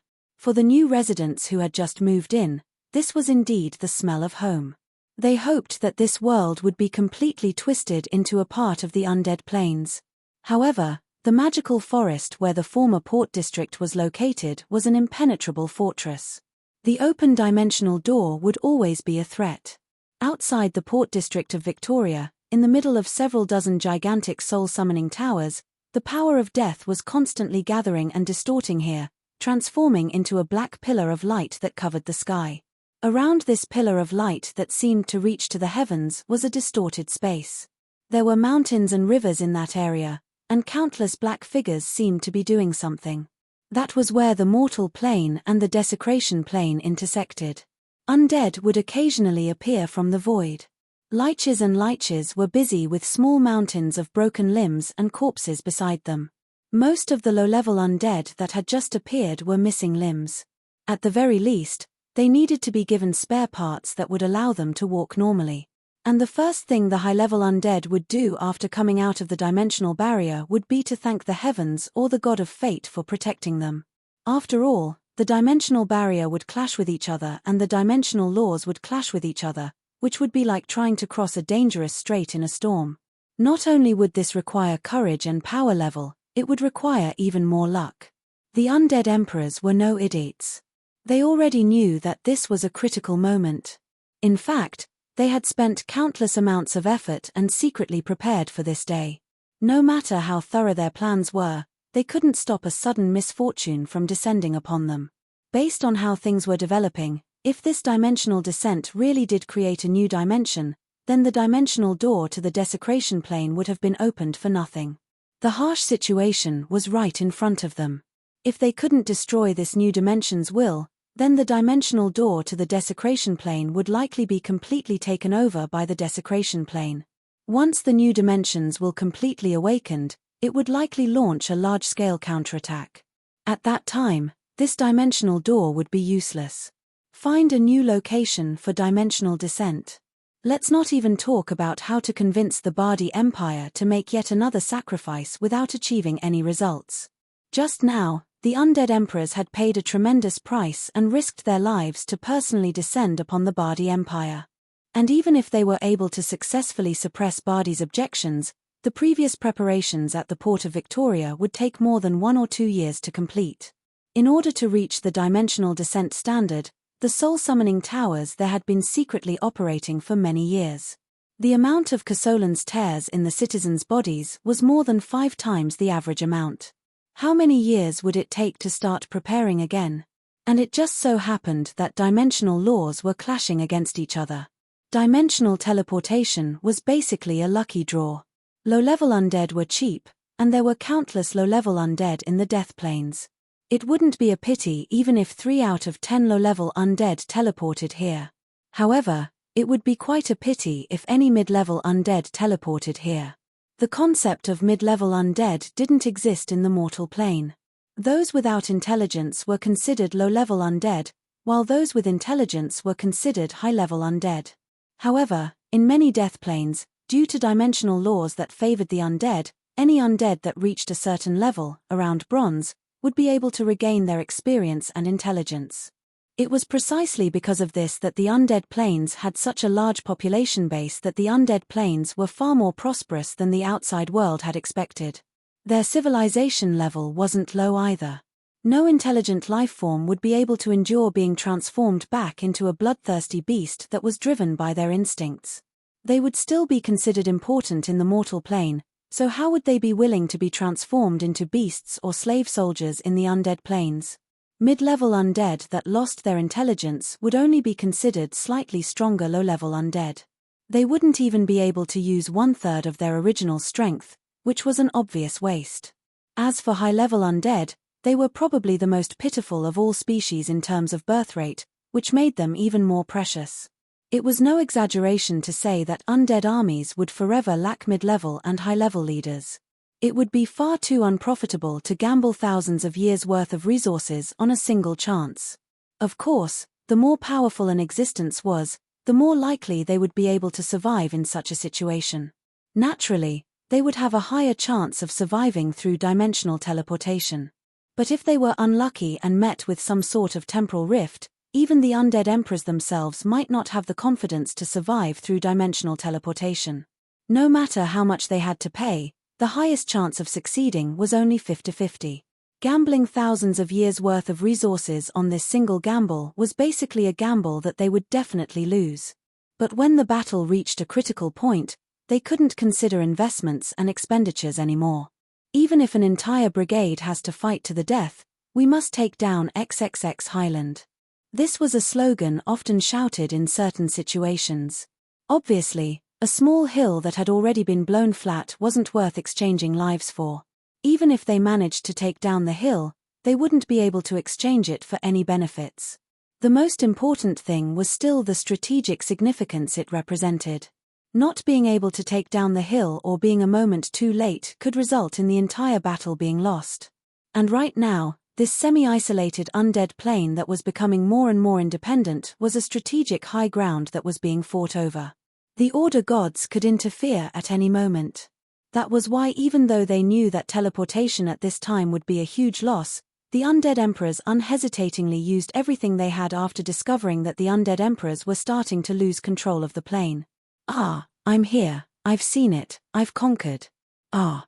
That lucky Gowl walked out of the black pillar of light and didn't even have the time to celebrate that he was actually lucky enough to pass the test of death before he lowered his head in a pitiful howl.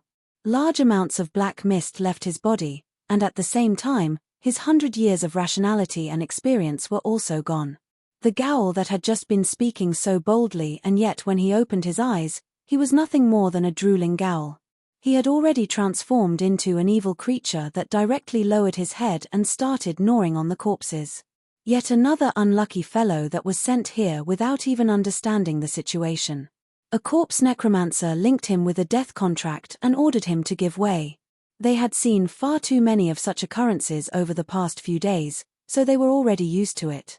The next to walk out was an injured undead knight squad.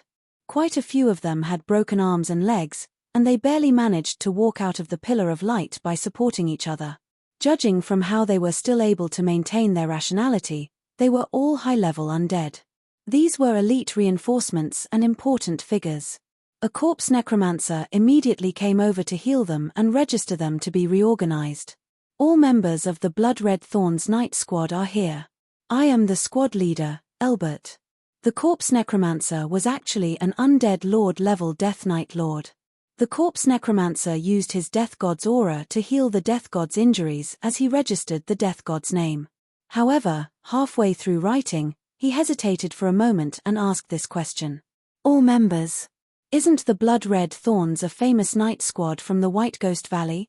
It's said that they have over 100 high-level Death Knights. The corpse necromancer was unable to finish his sentence as his pale hand was already gripping the corpse necromancer's skull. The Death Knight Albert had an expression of anger. Crack. Should I say that everyone was happy? The talkative corpse necromancer once again showed what it meant by you wouldn't die if you didn't ask for it. The Death Knight Lord also found a target to vent his anger on after suffering such heavy losses. However, he was unable to let go of his anger when he saw how many of his brothers had died. We haven't even entered the battlefield yet, and only 13 of our 136 brothers are left. Damned Asso. Damned dimensional cracks. And damned fate.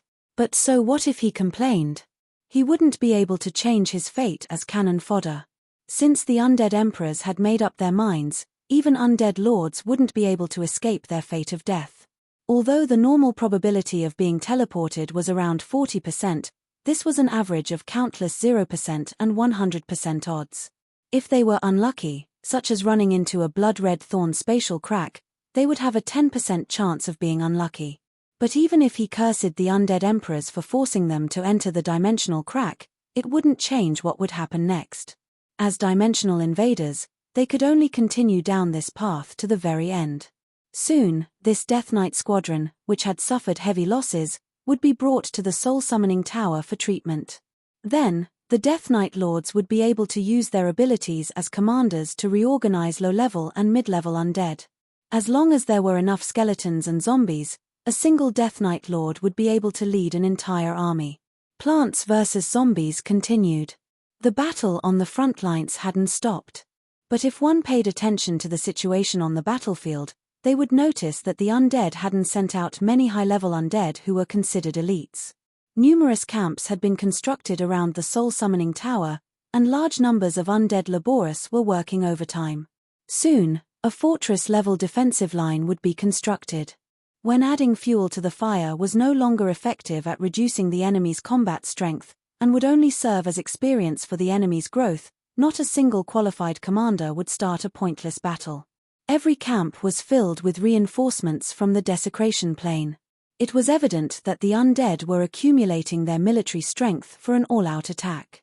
The small skirmish before them was nothing more than a scout on the front lines. Meanwhile, the wood spirits didn't seem to have any intentions of initiating an attack. After all, they would be greatly weakened after leaving the forest's protection. If they attacked the undead's territory, that would be the equivalent of leaving their own plane. They would lose their undying abilities, and they would have one less death every time they died. Naturally, they wouldn't have the ability to initiate an attack.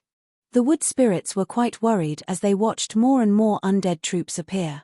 However, all they could do was continuously reinforce their defensive lines, reproduce, and create new war machines. For the undead, just their military strength wouldn't be enough. Due to the dimensional laws, it was impossible for the undead emperors to descend at their full power. They also had far too many powerful subordinates, so it would be difficult for them to directly descend. Even if they couldn't completely descend, it would still be a problem for them with their weakened power levels. But even if they couldn't do it, there was someone else who could. I never expected that I'd return so soon. The Lich Feyman slowly walked out of the dimensional laws. He sighed about how the world was unpredictable as he casually took the skeleton of a corpse Lich beside him and restored the lower half of his body that he had lost during the teleportation. With Undead Emperor Asso personally helping him with the dimensional laws, even if he was unlucky and encountered a dimensional crack just like the unlucky Lich before him, he was still able to successfully teleport. As an undead lord who had reached the myth rank in the mortal plane, as well as one of the strongest undead in the world of Aishi, the former second senator of Shiluor, Feyman, indeed had the right to be proud. Although he had ultimately lost in Shiluor's internal war, as the vanguard of the leading party in the Aishi plane, he was still highly regarded and trusted by the undead emperors. He had even been taken in as a disciple by Undead Emperor Asso, who taught him many undead secret techniques and even obtained the opportunity to comprehend the dimensional laws of the desecration plane. Hehe, Omar. Lionheart. We still have plenty of time. Just wait for me to return and slowly calculate. Lionheart faintly saw the door to breaking through to the myth rank. His power level had greatly increased, and he wanted to take revenge. He also received full authority from Undead Emperor Asso to become the frontline commander. It could be said that he had great authority. Not only that, as long as he could take down this small plane that could be used as a springboard, he could even become the overall commander of the entire undead invasion. It would only be a matter of time before the Yongye calamity happened again. Perhaps he would even be more powerful than that person from back in the day. Feyman smiled proudly when he thought of this. He felt even more spirited than before, and he even felt that losing Shiluor's internal war might not have been a bad thing. Don't be happy too early. The will of a plane isn't easy to deal with. Let's hurry up and organize our army. I keep having an ominous premonition. Feyman was overjoyed just from obtaining the key to a higher power level, but the former first senator, the immemorial bone dragon Gricasio, received even more. Undead Emperor Asso's evaluation of Gricasio was, give him 200 years, and we'll have another undead emperor. That's right, Gricasio had received guidance from an undead emperor who had been born as a bone dragon. He had already accumulated enough to begin with, and he was now one step away from becoming an undead emperor. It would only be a matter of time before he opened the final door to the myth rank. It would only be a matter of time before he became the next undead emperor. Although Gricasio told himself to be careful, that was just his habit of keeping a low profile. He had always been the strongest undead in Shiluor, and he had always been the strongest undead creature in this plane. Now that his power level had greatly increased, he wouldn't be afraid of anyone. It's a pity that that person isn't here. Otherwise, I could show him my newly obtained power. Now that Gricasio himself had reached that level, the immemorial bone dragon even faintly felt the desire to challenge that person who had always suppressed him. Oh, we'll definitely win. The living shall sleep forever, and eternal night shall arrive. Lord Gricasio has finally arrived. We can once again charge forward. Cheers attracted the attention of the two undead lords. It turned out that there was an incredibly gigantic bone dragon circling in the air above the campsite. An ordinary bone dragon wouldn't even be as large as one of Gricasio's claws. His wings of death were capable of blotting out the sky. This was the aura of a top-level undead. Many high-level undead naturally viewed this as an ally that had come to provide reinforcements. The undead army here had always been suppressed. One of the main reasons was that there hadn't been a top-level undead capable of controlling the situation. Now that it seemed that an immemorial bone dragon, who was at least at the myth rank, had arrived, it was only natural for the undead to be excited. Some well-informed undead even shouted out the name of the bone dragon that was supposed to arrive. Not far away, the real Gricasio had an expression of astonishment. He had never heard that the undead emperors had sent out another super bone dragon. Why did this bone dragon's figure seem so familiar? He felt as if he had seen this bone dragon not long ago. Gria. Feyman was the one who exclaimed in astonishment. Although Gria, who loved her appearance, rarely showed off her bone dragon form, in the final battle that decided Shiluor's royal authority, this bone dragon that suddenly descended from the sky had almost wiped out the entire Dark Knight Council. Now that this familiar mana fluctuation was right in front of him, how could he possibly be mistaken? When enemies met, their eyes would turn red. Feyman was about to rush up and take revenge, but Gricasio stopped him. Wait a moment, there's someone on her back. So what if there's someone? With the two of us working together, who do we have to fear? Based on Gria's personality, who do you think she'll let ride on her back? It can only be that person. Could it be? The Lich Feyman was suddenly startled. He hurriedly cast an arcane eye spell, and what he saw was the Lich on the dragon's back. Gricasio was casually lying down on a recliner, wearing a pair of magical crystal sunglasses to bask in the sun while proudly waving his hand in greeting, just like a leader inspecting his troops. Suddenly, as if he noticed that Feyman was spying on him from the void, he smiled at the invisible eye and said something. Then, he snapped his fingers, causing the scene to return to the void. Long time no see. You've taken care of my child, so this time, let me personally play with you. Have a good game. Gricasio, who was far away, uttered the words of his soul. That abnormal mana fluctuation was undeniable evidence. However, Gricasio didn't need any evidence at all.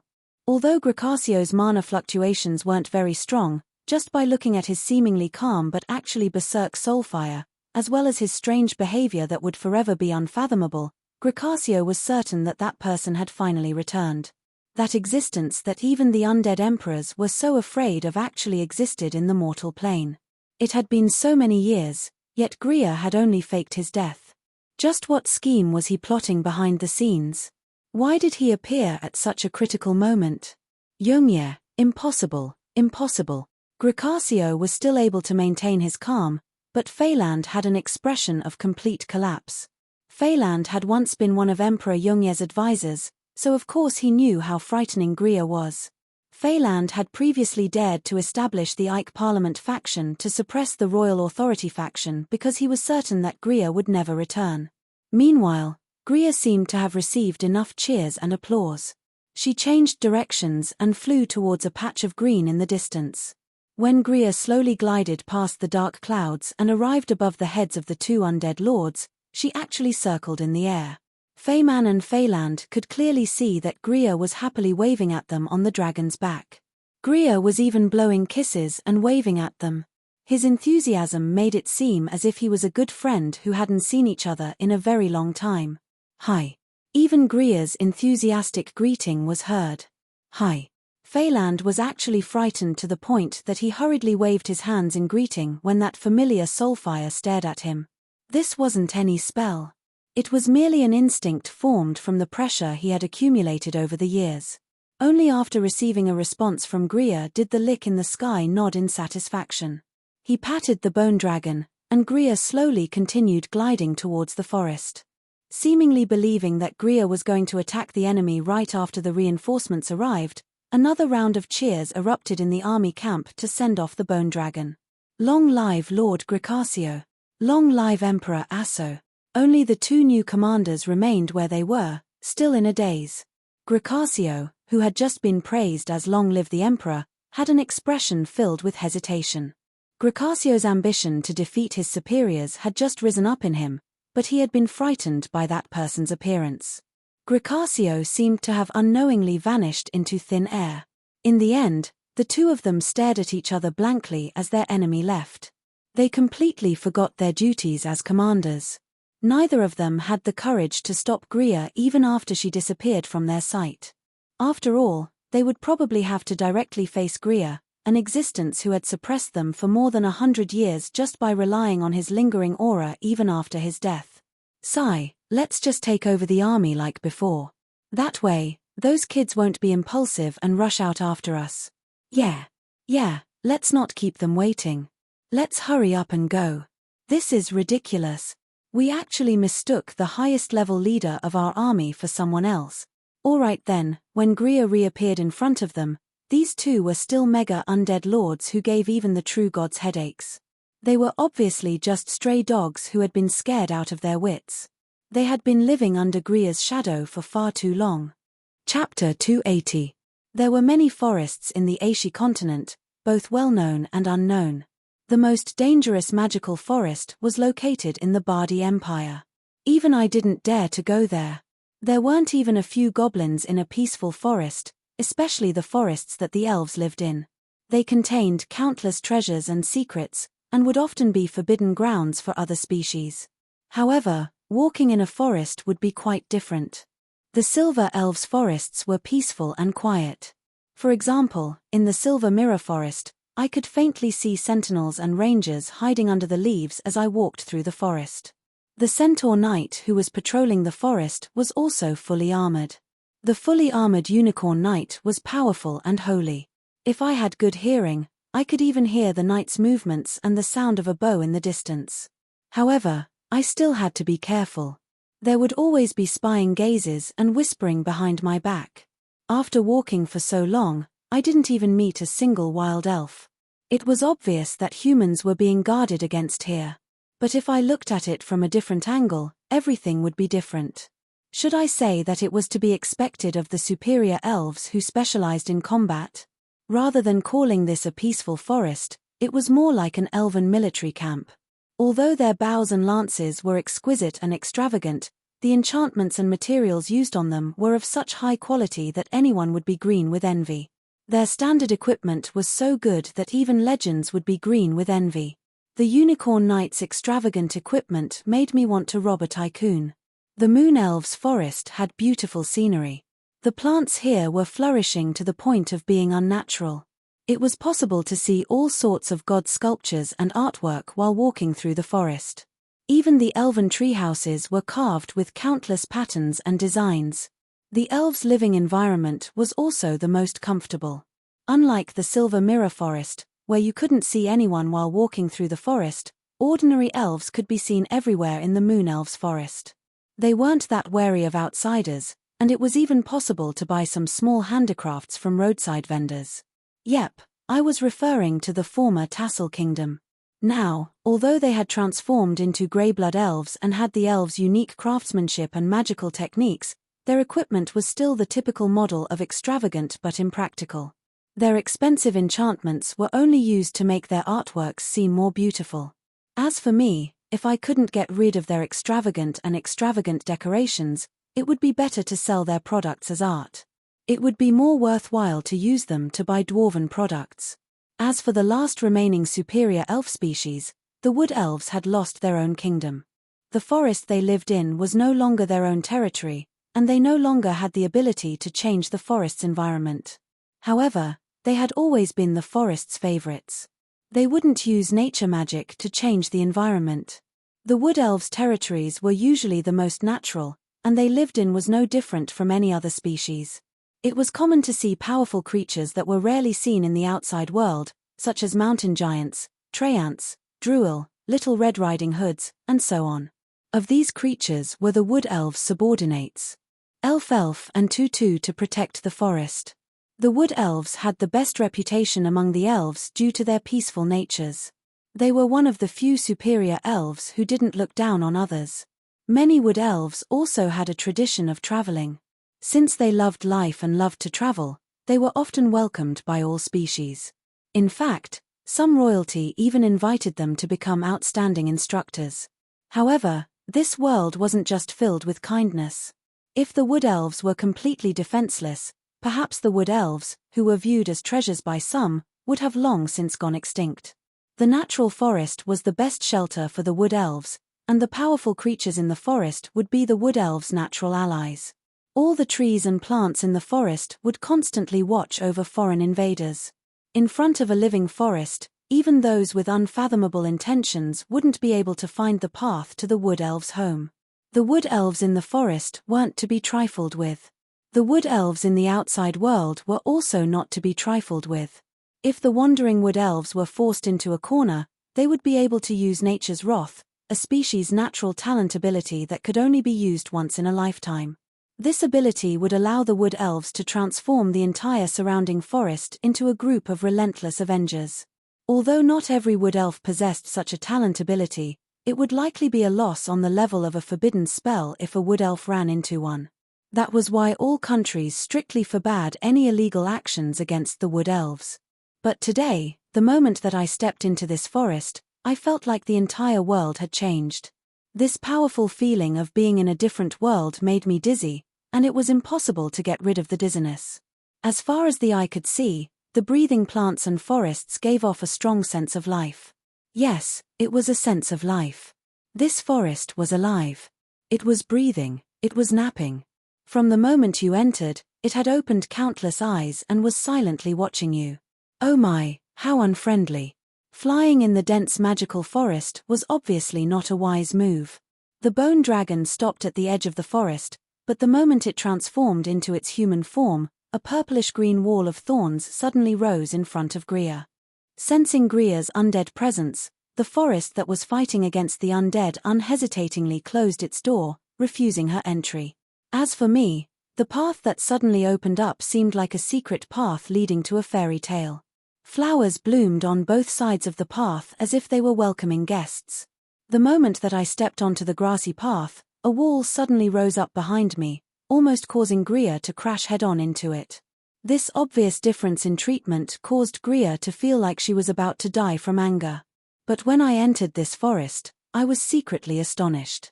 This powerful feeling of being in a different world had already materialized. The ridiculously abundant life force of the plants in this forest was doubtlessly the best explanation. This forest was the ruler of this world.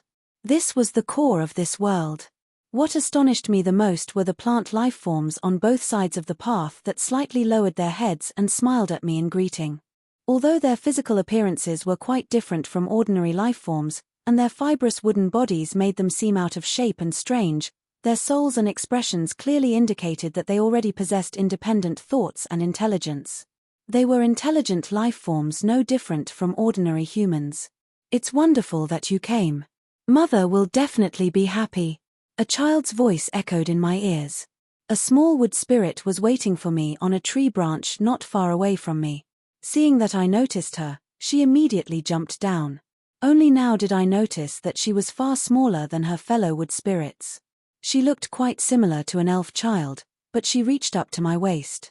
You are Mother's second daughter, Diligence. We've already met you before.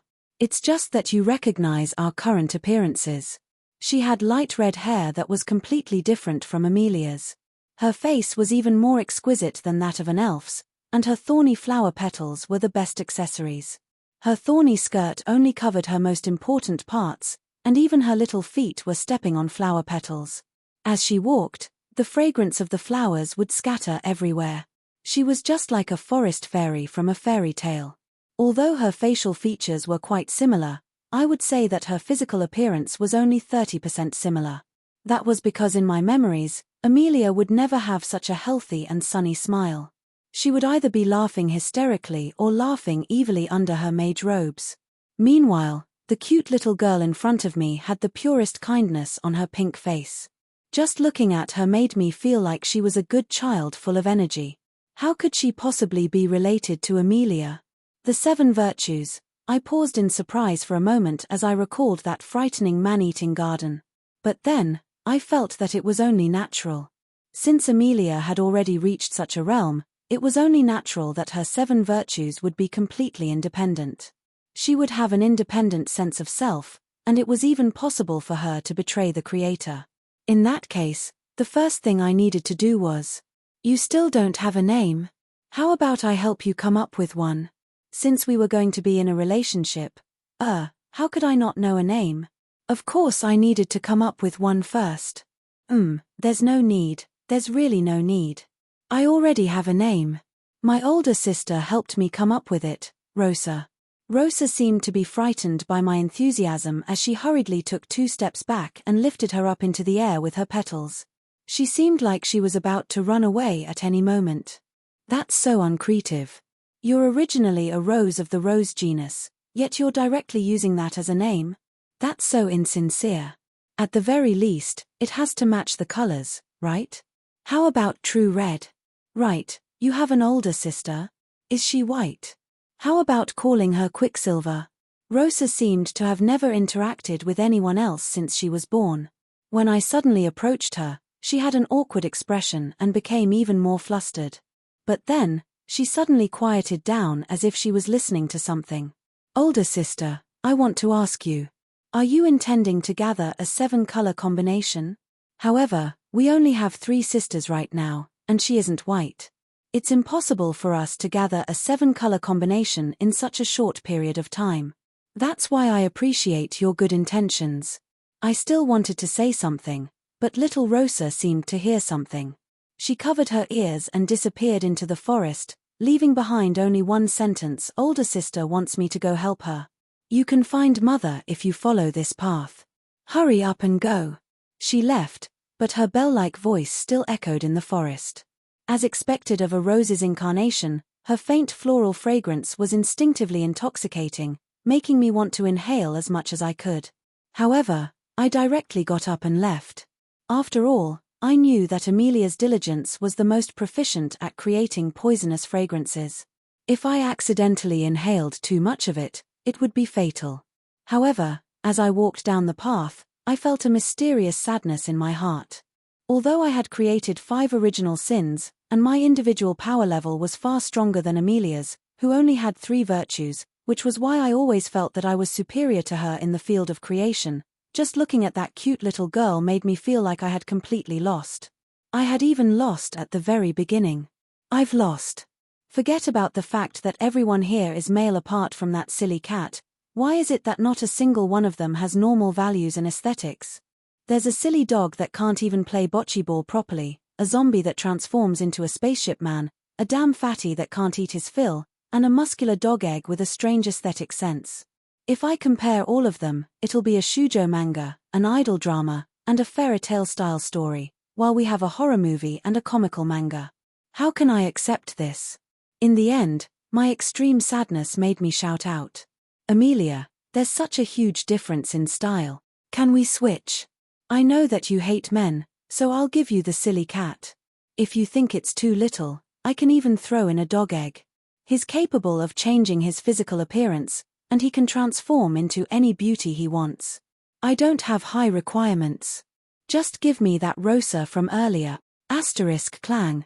A gigantic pine cone suddenly smashed down with enough momentum to knock me over.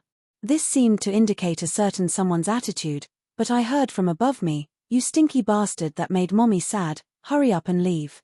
When I looked up, I saw a tiny purple figure walking away from the treetops. The 3 sisters.